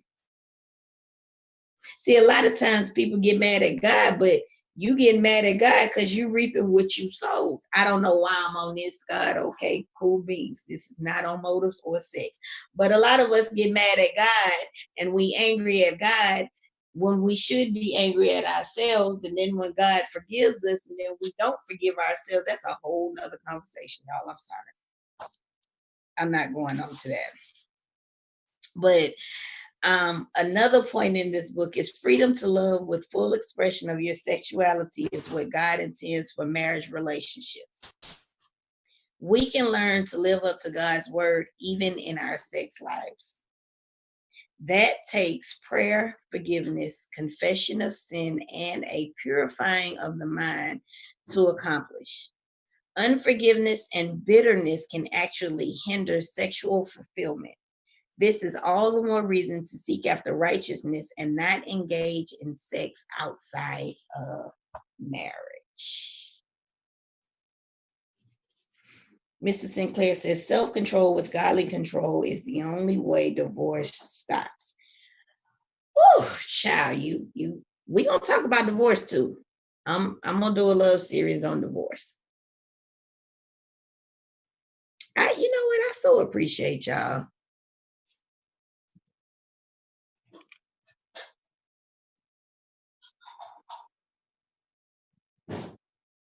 I can't see that. What do you do? I'm sorry, y'all. Gov is talking to me on the backside.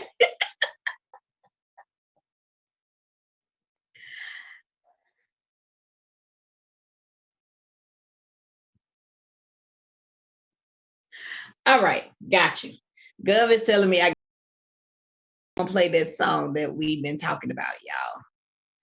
All right, we'll see y'all in just a few minutes.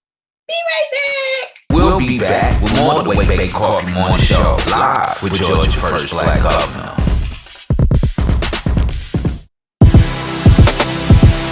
Yeah. Legs, lips, hips, thighs, ass had me mesmerized. I never had nothing like that before. I had to get it. Oh yes, I was motivated by the body. Yeah, motivated.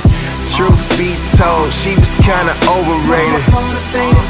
Yeah, but I was motivated. Truth be told, she was kinda overrated. Yeah, let go. Ever had somebody come and steal your heart? Looking for that leading lady, she come and steal the bar. No conversation, no what's my name? Got me open, damn shame. All because you're beautiful, I tried to make you mine.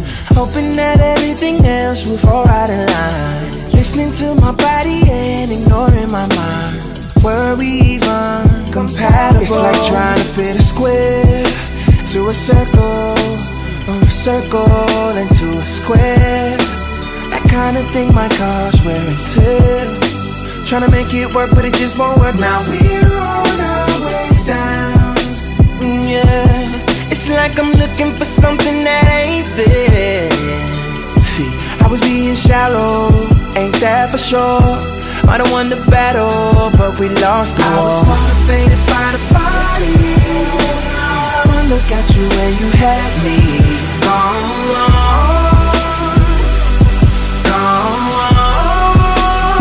See, I was moving too fast,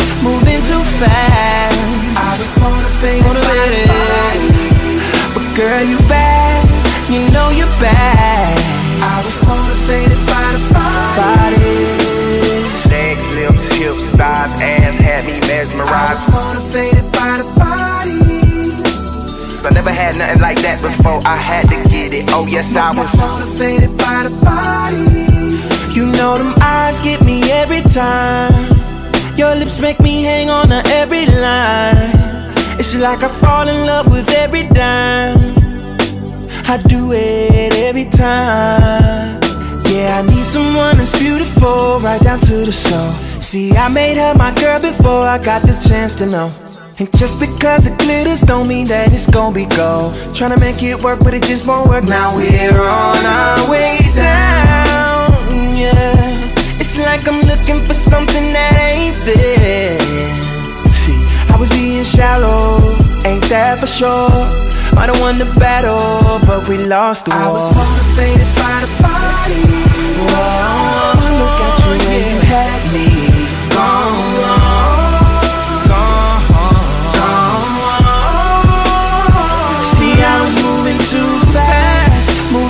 Fast. Yeah. I was motivated.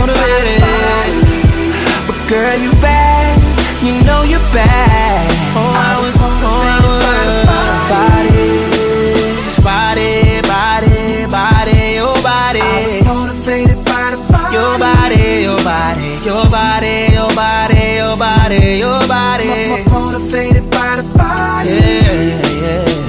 I capture her body, I control her mind. She the life of the party, she's so damn fine. From across the room, we make eye contact. Call it eye chat, I put it in the crib, Mac. Know that sex was good, very good. I lay her down, silk sheets, cherry wood. California king bed where we lay. Every night we wear our skin for our PJs. We have a fight, have a drink, have some sex. We have some things that we need to address. Like, is it all physical, girl? I guess. Okay, yes, but she was still my favorite. I tell you one thing, that answer had you motivated. Motivated by the body. Oh, look at you and you had me gone. I was gone, so gone. But I was moving too fast, moving too fast. I was motivated by the body. But girl, you bad, you know you're bad. I was motivated by the body, body, body, body, body, your body. I was motivated by the body, your body, your body, your body, your body, your body, your body. Motivated by the body, your body, your body, your body, your body, your body. Motivated by the body.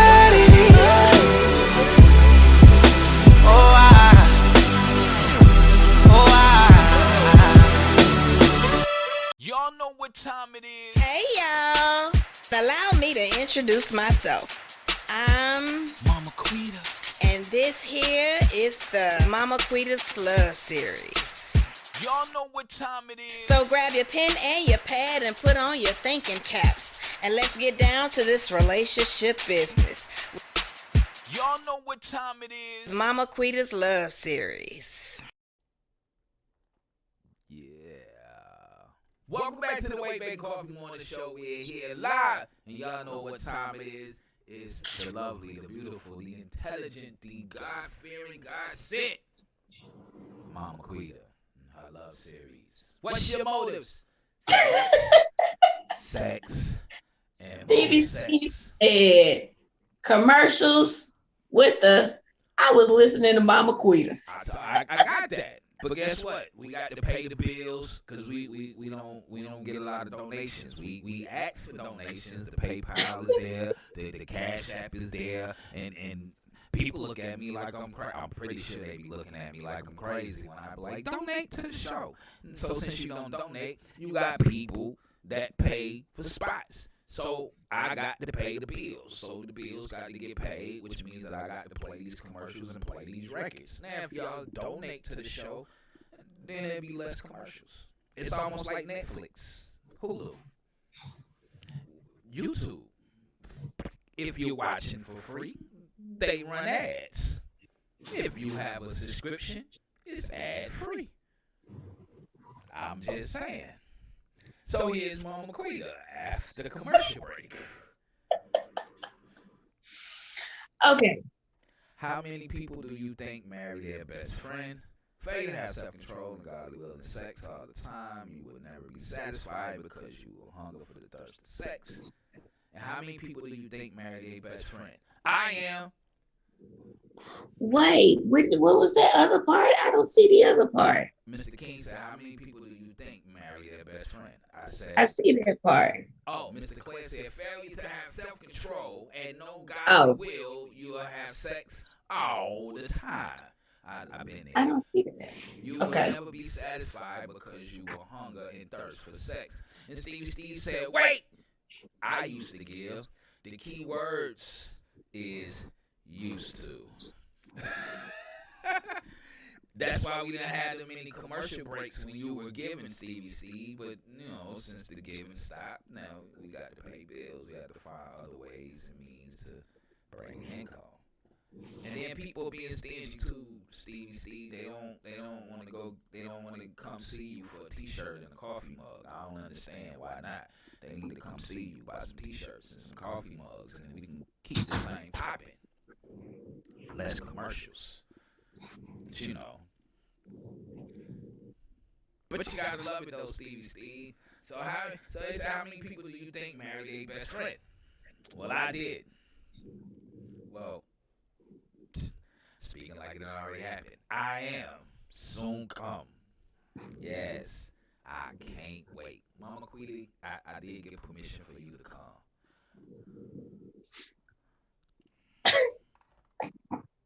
Okay. That's a great. Why you can't hear me? I don't know. Can you hear me now? Well, you ain't supposed to be hearing me anyway. This is Mama Quita's Love Series. So let me put myself back on mute and back out and finish taking notes for the closing, just in case if I was given an opportunity to speak. But hey, sis, I love you, babe. Yeah. How many of y'all love your best friend? I was blessed. Not even my best friend. I'm marrying a woman who God specifically created for me. There's a difference. Niggas can go find a best friend.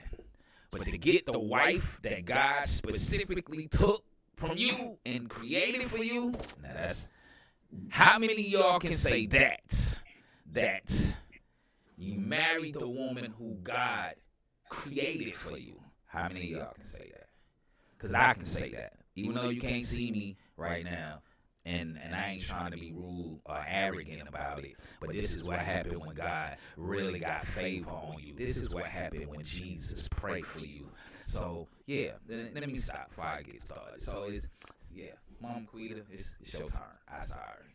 Let me put my mic back on mute. Hey, Miss Teresa, I'm sorry. I'm here. Yeah. You can't hear good because he's supposed to be on mute.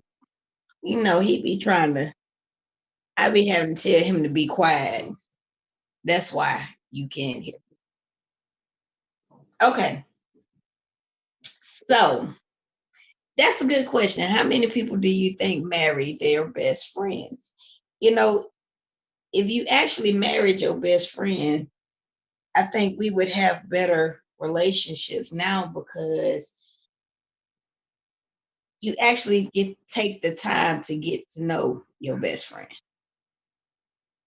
If someone is your best friend, 9 times out of 10, you've not had sex with them. Or if you did, it didn't quite work out too well the way you thought it. And you I'm sorry, y'all. And this is what happens when you have somebody on the backside, y'all. Gov is can you be quiet? They can't hear you, but I can. When you have a best friend, then 9 times out of 10, they have already they've been through the ups and downs with you. They know you. They know you're good, you're bad, you're ugly. You don't have anything to hide. And if you allow them to know that about you, and they love you through all of that regardless. As I've said before, love is a choice. And you love them. Hello, Stevie Steve. And you love them regardless after seeing all of the above about you. Then you're already there. Because the thing with marriages is a lot of times we go into a marriage with these expectations of someone that we really don't know. We know the presentation. We know the gift that they came wrapped up in a bow with all this pretty wrapping paper. And then the wrapping paper started to come off when we saw the cardboard box. But we didn't get a full understanding of what was inside of that box until you married that person. But when you marry your best friend, they already know what's inside of that box. It's not a secret. It's not something that has to be, for lack of better words, revealed. You're taking them as they are, as you're supposed to when you're marrying someone. The thing about, when you were younger and you decided to get with somebody, you had expectations. And for women, a lot of times we see someone, you see someone for what the potential is. You may even marry them for their potential. And then you realize that you married them for potential that you saw, but they never saw and they never brought to fruition. So now you've wasted all of this time and you've had all of these heartbreaks and hurts and all this stuff that you now got to repair. And 9 times out of 10, it ends up in divorce. And then when you come back around, when you 40,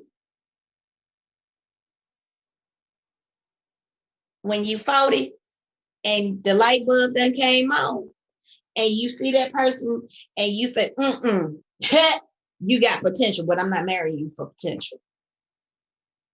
Did that. Got a t-shirt that say did that. Got a t-shirt. Been there, done that. So at 40, I've learned how to accept people for who they are. I usually give you 3 chances, but then I say, on that 3rd chance, I'm done. I usually give you 3 chances to be nice. Some people don't. Gov says, my best friend, she's crazy. I would take the one created for me over that one. Mr. King says, that ain't your best friend. That's your sister. It's a difference. Enough said.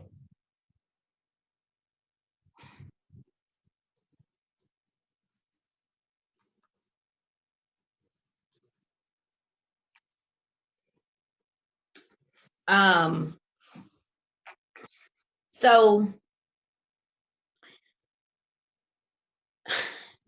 y'all so silly. So like I was saying, it's a difference. The expectation is different. And with that being said, let me find where it is. I wasn't gonna say this part, but since y'all brought that up.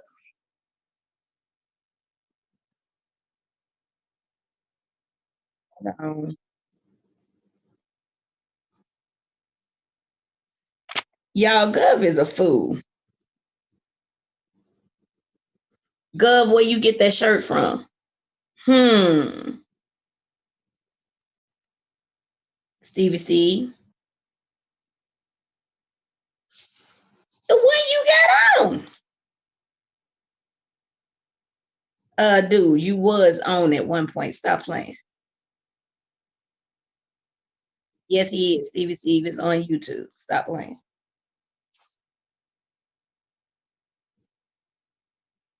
No, sir.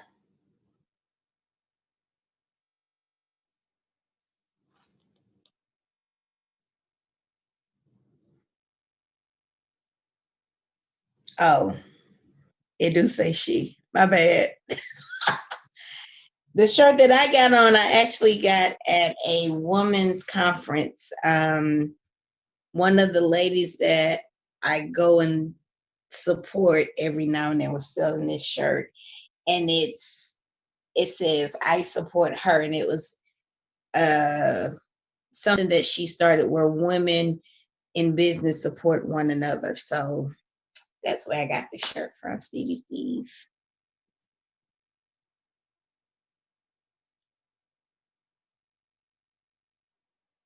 Steve, I do need that WakeBake and Coffee morning shirt that Gov has with the pretty gold letters, but I want mine in the colorful, made in that same metallic type stuff. So we're gonna have to talk about that.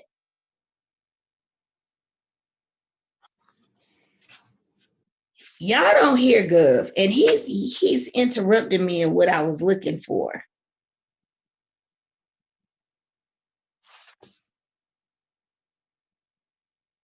Okay, so here's something that I really wanted to discuss with you guys. In my, what you apologizing for, Mr. King? You good? Okay, so with the complex issue of sex,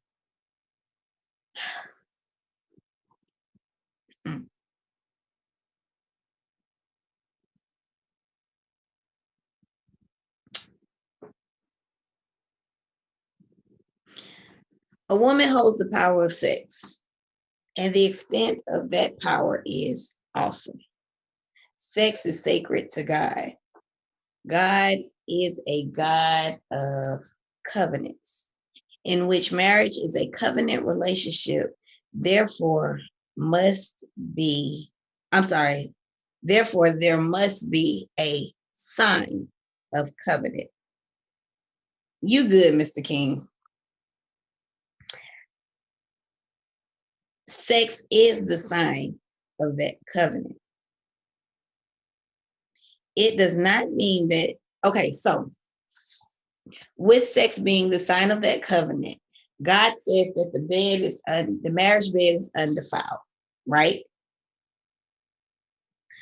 But what we also have to understand is that because he says the bed is undefiled, that does not mean that anything goes. That does not mean that you get to make your wife your whore. That does not mean that those sexual fantasies that you got from watching porn or that you used to do with Mary Kay, you get to bring and put that on your wife. That is not what that means. This is where the difference between being married and having sex in a marriage separates.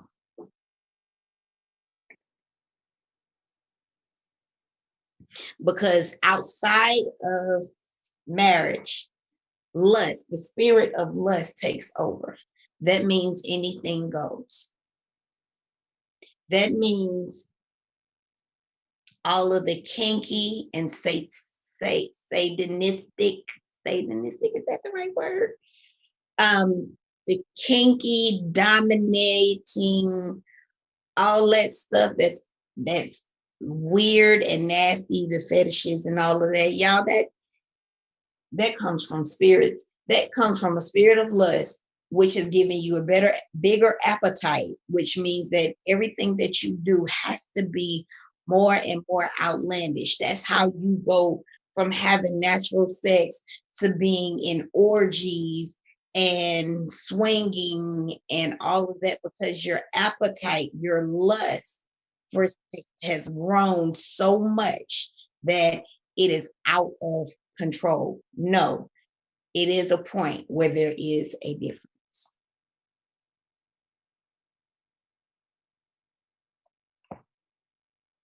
So, and it does say the marriage bed is undefiled. That comes from Hebrews 13:4.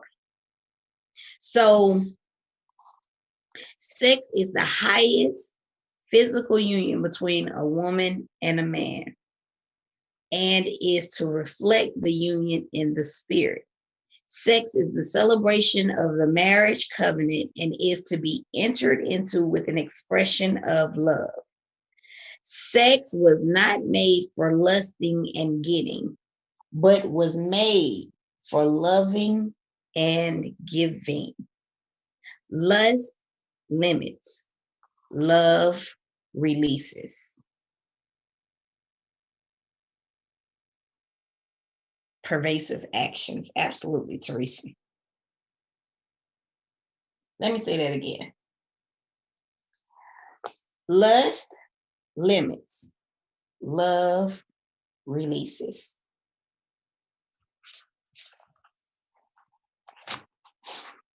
Sex was not made for lusting and giving, but loving and giving. Sex is a ministry. And within marriage, you are to minister to your husband and your wife. And this gets me back to that conversation where I said that in marriage, when those emotions and those arguments build up, and now we're using sex as a weapon, when God said that your body is no longer yours and his is no longer his, but they belong one to the other.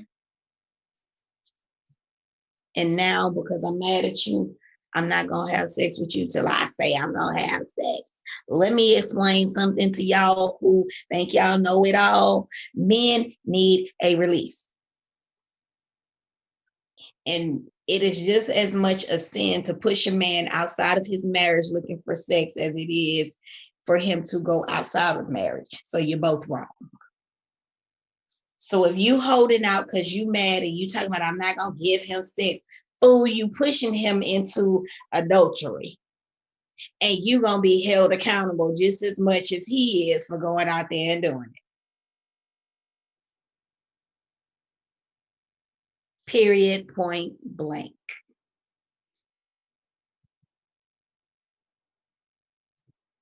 God also tells you don't be a fool in the Bible.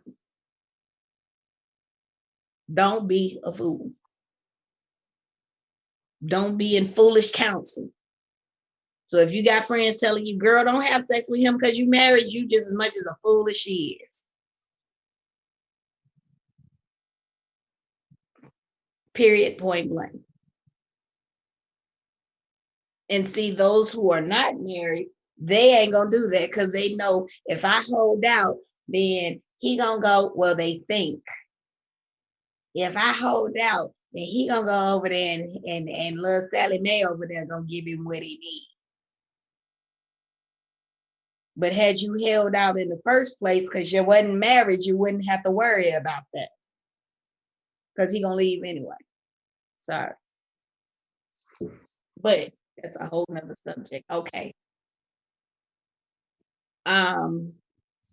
So lust is insatiable. Love is easily satisfied. Lust is never satisfied. That's basically what I said. But love is easily satisfied. The creator of sex was God.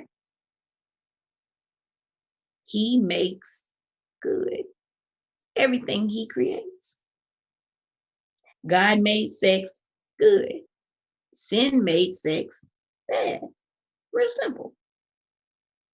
God gave woman the power of sex as her uniqueness, as a part of her uniqueness. He did not give his power to the man, but to the woman. She has it. If she doesn't give it, he won't get it. Women's sex is in your hands. I don't think that women even understand the power and the influence that we have. God gave us two powerful gifts, sex and influence.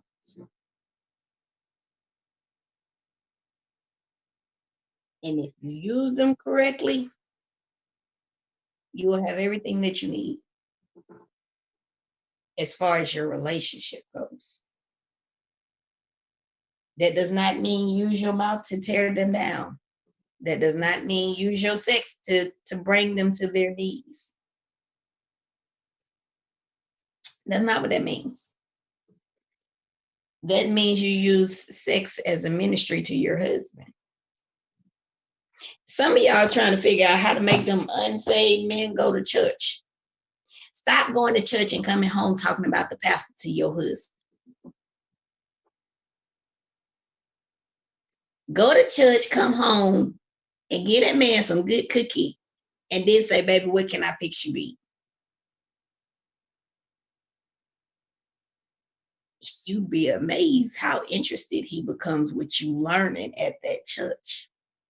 Because now I want to see what that pastor is telling you. Why is you coming home and we getting all of this after you come home from church? Can you go to church every day? Matter of fact, can I start going to church with you? Because I need to see what this man is telling you.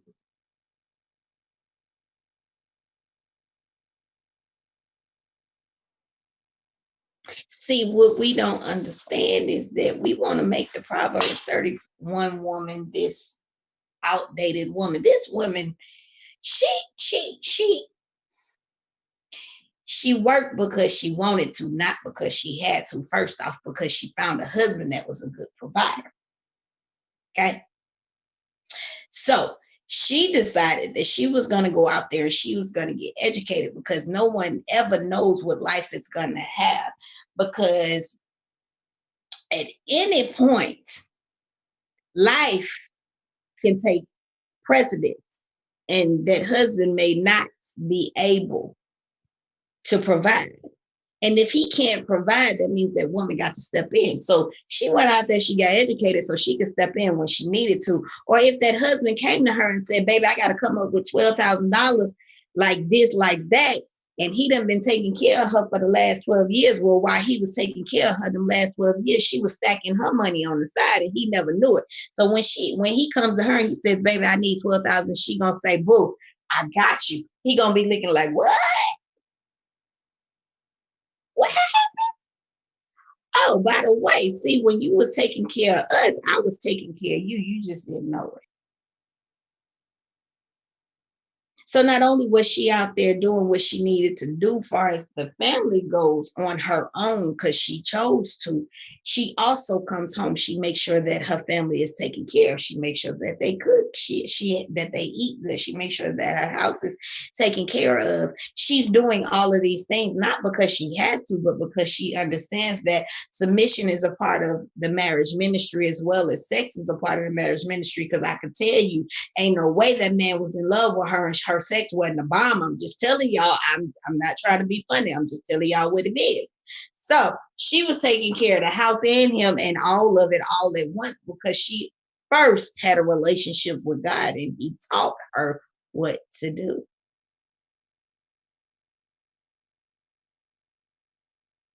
Mr. King, I heard Gov over here laughing, and I need to go back and see what you had said. He said, I ain't gonna lie, I don't go to church and my wife's cookie jar stays open.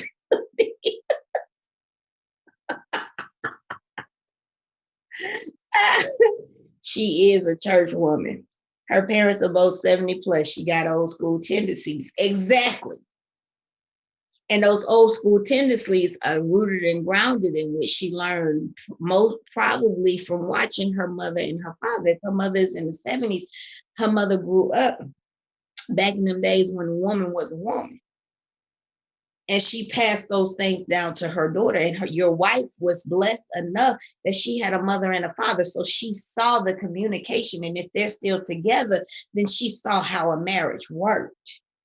So she understands submission. One thing that a lot of women get upset about is that word submission, because they think that submission means allowing themselves to be walked over, to be used and misused and mistrusted. No, submission, that is not submission. The Bible says submit one to another, not just wives submit to their husbands, but husbands submit to their wives. Y'all know Gov preaches on this all the time. But it is a mutual thing, because the husband first has to learn how to submit to God first.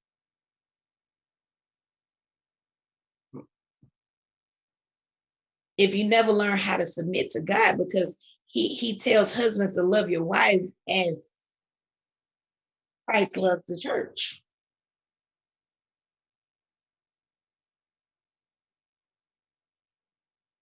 So if you never first learn how to submit up here, now what I'm not telling y'all is to be some nuts. What I'm not telling you is submit to nobody that's beating you behind and that's gonna kill you. No, that ain't what I'm telling you. God says to be smart in this. He told you not to be a fool, but to use wisdom. If you need to get out of the situation, you get out of the situation, because submission does not mean get your brains beat out. No, that's what I'm telling you. But at the same time, just because your husband is not saved does not make him a bad man. Some of y'all are married to good men, and if you're in the church because he's not a Christian, I'm going to divorce him. No, you're a fool. Because I can promise you some Christians in the church is worse than that man you got at home. But if you did what you were supposed to do and stop nagging, the word says it's better to dwell upon the roof than in the house with a nagging wife. Stop nagging that man. Stop telling him what he's doing wrong. Start building him and ministering to him. You will have the man that you need, because that will be conversion.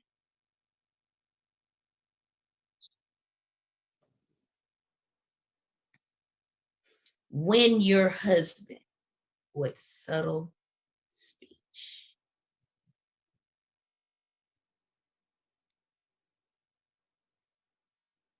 See, we got to know, but here's the thing. A lot of our women are not being taught. A lot of our men are not being taught. We have to be taught these things, y'all. The church got to stop running from these subjects. This is stuff that we got to talk about. And we can't just talk about it with the older folks. Yes, the older folks are supposed to be teaching the younger folks. But what I've learned is I'm about to be 40, y'all, and I'm teaching some of the older folks because they just ain't there. They not there. But when we get it, we need to share it with everybody. Don't be stingy. Matter of fact, what was it?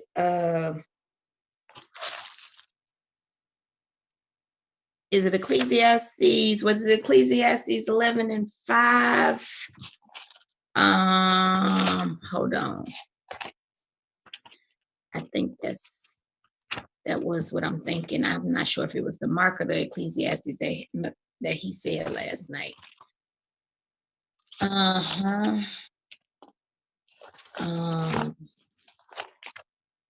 Shoot. Hold on, y'all.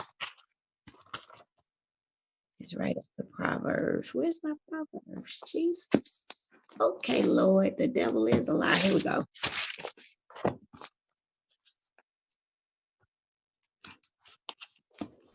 I want to read this to y'all because it just came back in my head, so that means it's meant for me to share.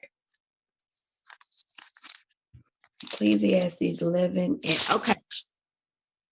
So, as thou knowest not what is the way of the spirit, nor how the bones do grow in the womb of her that is with child. Nope, it's not that one. It is Luke. It's Luke. What did he say? Luke 22. Hold on. That's the wrong one, y'all. I didn't know it was one of them verses he gave us last night, but it just popped back in my head when I said what I said. Luke 22 and 32. But I have prayed for thee. Now, this is Jesus speaking. But I have prayed for thee that thy faith fail not. When thou art converted, strengthen thy brethren. It is our responsibility to strengthen one another.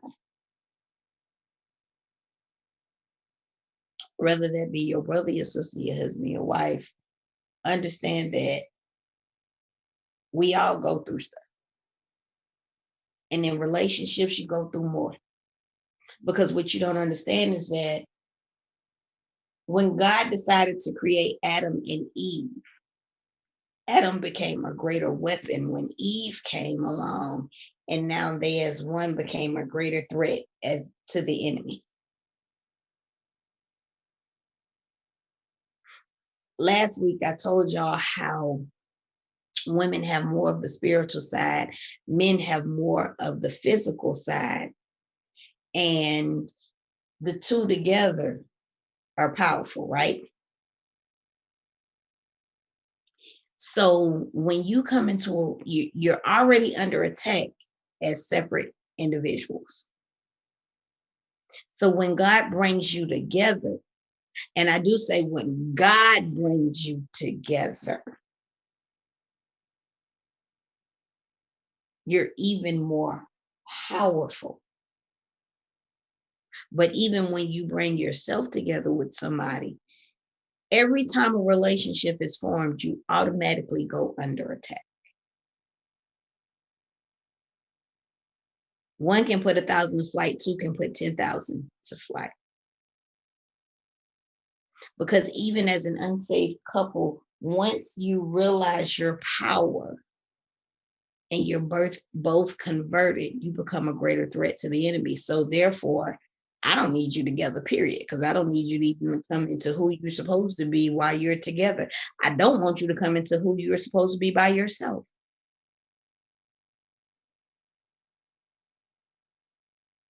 So you become under attack, and the goal of the enemy is division. A house divided cannot stand. So what do? We break down the house, which is why the family is so under attack. I don't know why I'm going here, which is why the family is so under attack, because if I can break up the family, if I can break up the mom and the wife, the mom and the dad, then I can get to the kids. And then if I can get to the kids, I can get to their kids. And then we can keep it going through the generations. Because now we put divorce into the bloodline, then the bloodline continues to go generations. Now we've got a generational curse. And then, with every curse, with every spirit that goes from generation to generation, we pick up extra spirits, because spirits never travel alone by themselves. They always come in packs.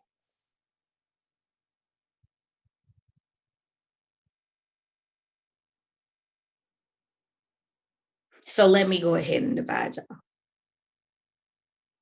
So it's our responsibility as a couple to minister to one another,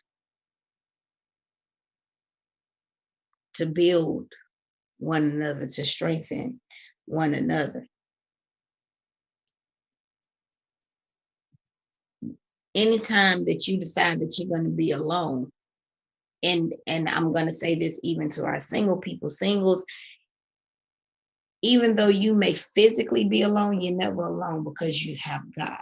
And I know that that's so easy and y'all still understand. I may have found who I'm with now, but I'm still single. We're not married. But the fact is that when you're by yourself, it's hard and it is a struggle. But as Gov was saying earlier in the Inspirational Rant and with Portia Kirkland's words of wisdom, it's your perception. Single may be hard, but when you're single and you're going through, take the time to work on you. Because if you shift your focus, I can promise you, hey, ding, ding, ding, ding. When I shifted my focus and I told God I wouldn't try to get into no relationship no more, what I'm going to do is focus on this radio show. and my job and making ends meet so I can do what I need to do and start working on what he told me my purpose was. That's when he brought whom he created for me. But it wasn't until I changed my focus, my perspective,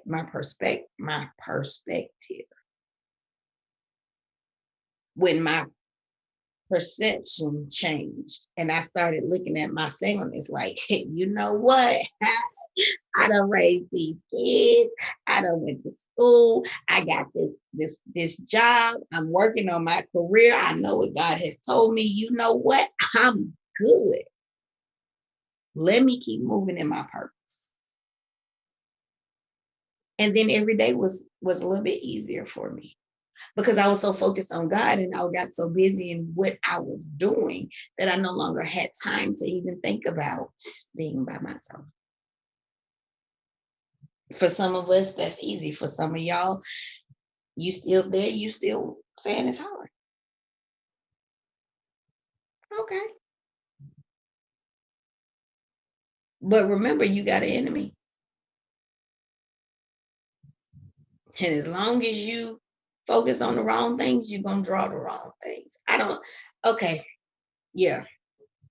I'm so over our time, y'all. We said we were going to do better at getting out at 11. But you got to do what you got to do what I said do. So you Can't stop the spirit from moving, Mom Quita. Move, let him move, let him use you. Because apparently ain't nobody complaining about the time but you and maybe our bosses. But other than that, God probably got us both covered. I'm sorry, y'all. Gov is talking to me on the backside. They can hear me. I'm off mute. Oh, okay. All right. All right. So I'm not looking crazy while I'm sitting here looking at y'all because I know y'all looking like, what is she doing? All right. As long as y'all can hear him too. Mr. King says, look at being single as grade school, you're learning. Look at a relationship as college and you're taking education to the next level. Graduation is marriage. I like that analogy. I love that. I like that. That's a wonderful analogy. That's it. I'm going to steal that, sir. I just thought I'd let you know. I like that. Wonderful. So we got some work to do, y'all. And I'm on here because y'all give me life. Like, I look so forward to coming on here and sharing with y'all and the conversations and y'all ask me questions. And I get prepared and I write my notes and I try to get through my notes and y'all get to asking questions and then God takes me somewhere totally different. And then in the midst of us having conversations, he's giving me other things that need to be elaborated on and other topics that we need to talk about, like that divorce issue. Let me write that down right now before I forget it. We're going to talk about divorce. And I started to say that we were going to talk about sex at another point because I was going to separate sex and motives. But God told me, no, we're going to do this together. I think we're going to talk about divorce next week. Because some of y'all need to heal from divorces that y'all don't even understand and still holding y'all down. Mr. King said, I try to give a quotable at least once a day that's exclusive so you can have it. My man, I appreciate it. Thank you.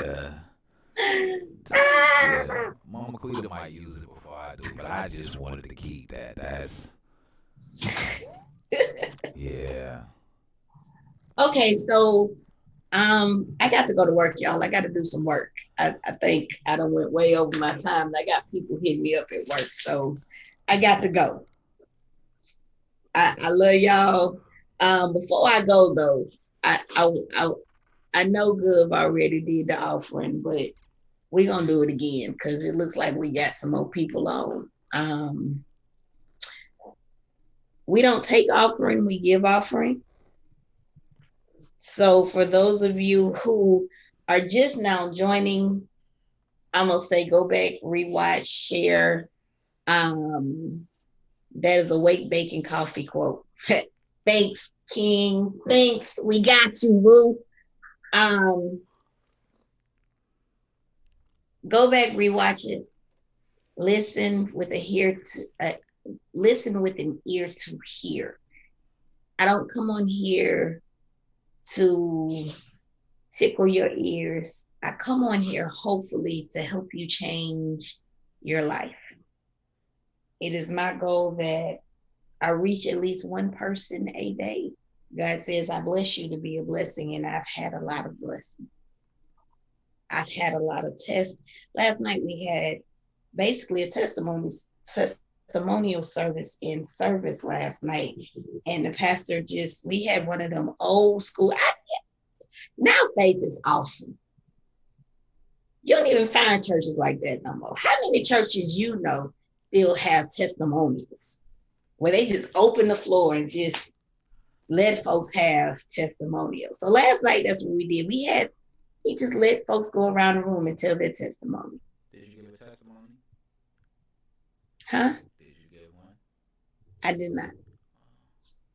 And it was an awesome night. I'm gonna give mine. I'm gonna stop by your church when it's ready. Huh? I'm gonna stop by your church one day. Dude, stop playing. You already done told everybody now faith is awesome. Why are you trying to play like you ain't never been there? I didn't say. I could have You seen it did. online. That's why I told everybody I saw online. You already done told. He done stopped by before y'all. He done been there. He knows what I'm talking about. Stop playing. Stop by. So I forgot what I was saying, and I done went off and then endorsed the church. Now Faith on Rex Road in Rex, Georgia, you all. Now Faith. So it's my goal to reach at least one person a day, like whether it's at work, whether it's no matter where I am. And I'm always asking God to decrease me, that he increases within me, that you all do not see me, but you see him within me. And it's a joy when I can come on and people say, oh, girl, you kind of glow. Now, that's because I probably done spent some time with the Father. And that glow you see is not me, it's him. Oh, I but it was baby oil. My bad. Not stand you. I already told y'all we gonna have a conversation when we get off this phone.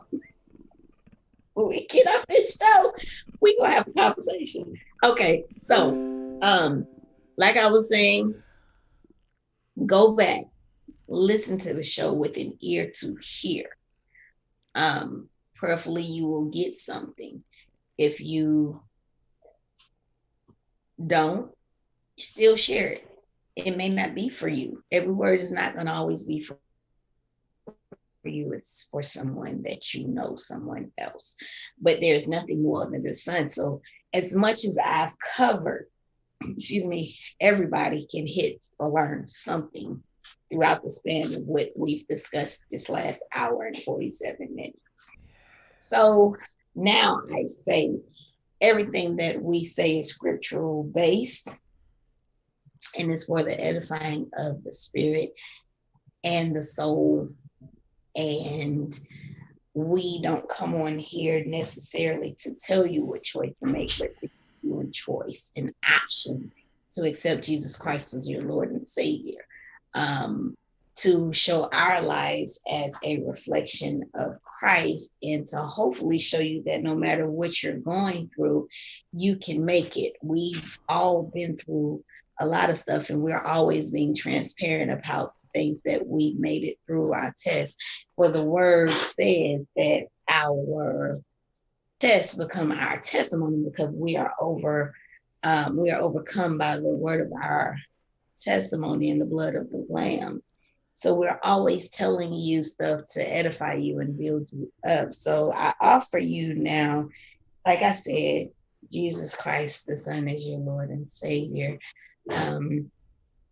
If you never been offered or never have received him, please, I ask you, forgive me of my sins, Father. Wash me white as snow. I accept the sacrifice of Jesus, your Son, as he was buried, as he was killed, buried, and rose again on the third day, I do accept him as the sacrifice for me to have eternal life. In Jesus' name, it's really that simple. Now find you a good Bible-based church home that's not going to feed your emotions, but feed your spirits. That would be Now Faith. You can even watch him online if you want to, just in case you ain't got one in your city or your state. I just figured I'd just drop that out there. Be careful about just feeding your emotions where you get an emotional high. You come back and you leave the church the same as you came in. That's not the goal. The goal is to listen, to hear, to learn, and leave out with something different. So that's our goal here at the Wake, Bake, and Coffee Morning Show. Anything else, Gov? I'm gonna give my breakdown on Monday. I'm gonna give y'all a little time, give y'all the weekend to let this sink in. And I'm gonna piggyback off this sex, more sex. Yes. But since y'all heard it from a woman's perspective, and I appreciate you, Mama Quita, for bringing it in from a woman's perspective. But men, on Monday, the Holy Spirit just gave me what I'm gonna talk about on Monday. So come in with your notepads and come in with your Bibles. I don't care what nobody tell you. Come in because I have a message for the men and for the women too. And it's piggybacking off, and it's more so to let you see it from a male's perspective, because you have soaked up the woman's perspective, which I agree with Mama Quita that, you know, God gave women sex and influence. I'm gonna have to go get a copy of this book Mama Quita got. I don't want her copy. I want my own. You know what? Also, there's a book by Michelle Hammett. It's called The Influence of Women. I think that's what it's called. Oh, wait. Go ahead and say what you need to say. Hold on. Go ahead. What's crazy is I got my new ad called Communication, Sex, and Money. So Echo has a whole men series. It's about 12 books. I have 1, 2, 3, 4, 5. I have 6. I think it's really 9. I have 6 out of the 9. I agree with that's what it is. It's 6 out of the 9. And I'm going back to get the entire collection.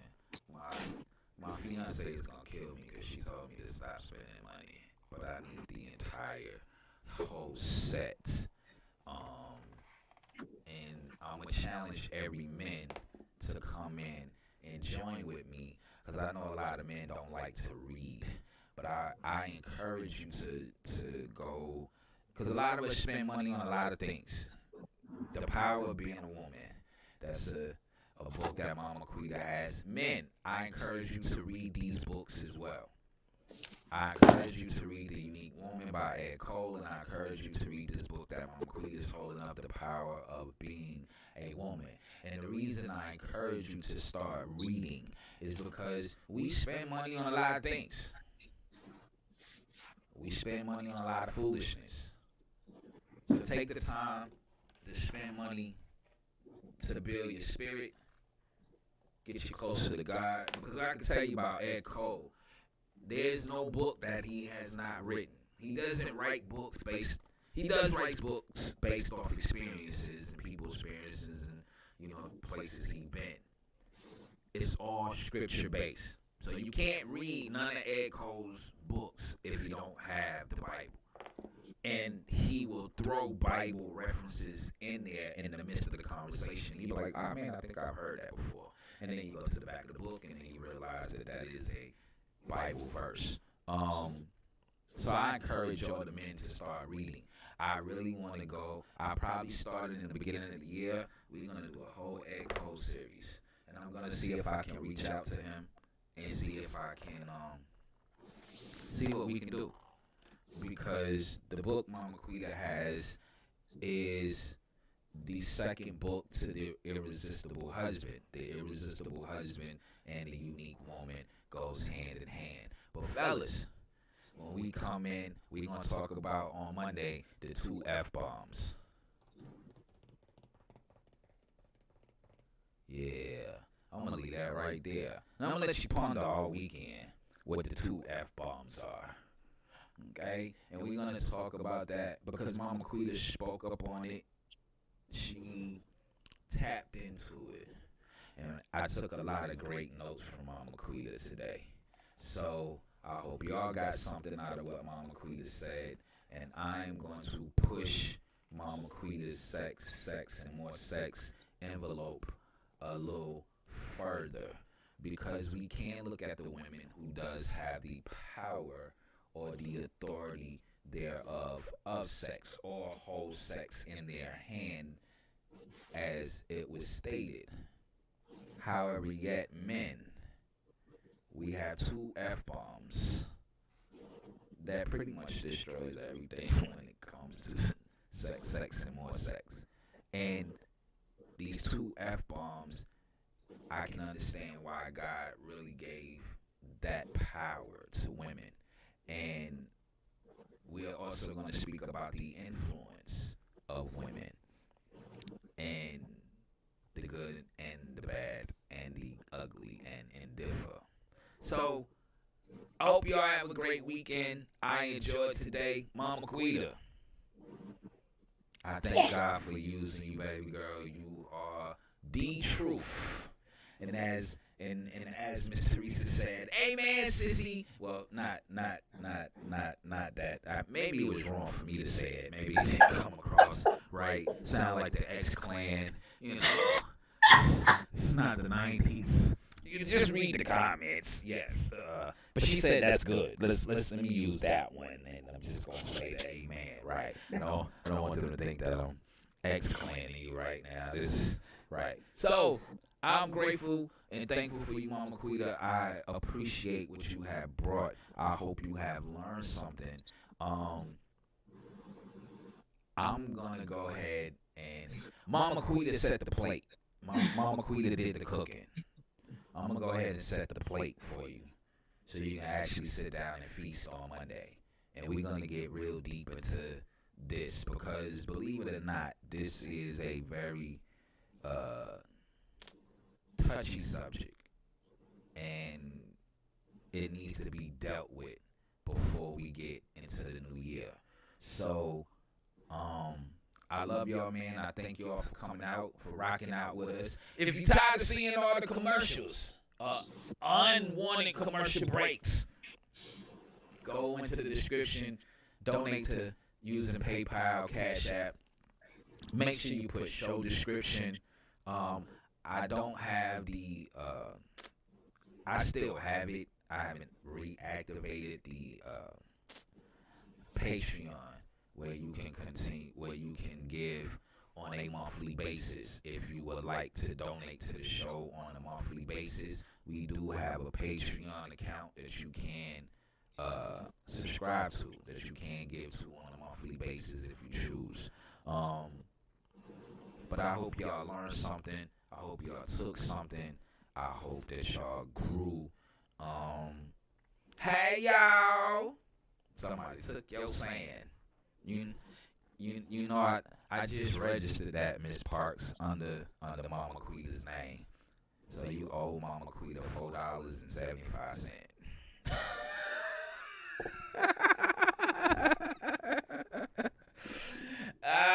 We just registered. Hey y'all! So I'm waiting on the trademark folks to come back. Hey y'all!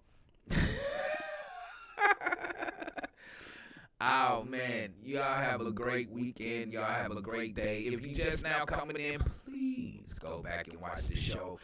And make sure that you share. Tag somebody, like, share, subscribe, do all of that, because that is needed. Please share this with those that you need, and definitely share this with the men. Ladies, invite all your male friends, your baby daddies, your daddies, the ones you want to be your baby daddies, the baby daddies with no babies, you know, cousins, uncles, brothers, you know, ex-husbands. I wish he was my husband. You know, all that good stuff. Invite all the men in, and men invite the women in. Because I think the biggest thing is women lack some understanding when it comes to us, just as we lack understanding when it comes to them. So I hope the men took from Mama Quita the sex, and more sex from the woman's perspective. But men, I'm here to really put it on the table to you on Monday. So the 2 F-bombs that are killing the men with sex. So that's where we going. This will be a part 2 continuating in on Monday. And I love y'all, man. I thank y'all. I'll see y'all back here on Monday. Because I couldn't. Yeah. Bye, y'all. See y'all. We gone. Love you. I'm late. Where's the thing? Oh. It's time to get up and get ready. Yeah. For the hottest morning show in the ATL. It's the Wake, Bake, and Coffee Morning Show. Live with Georgia First Black Governor.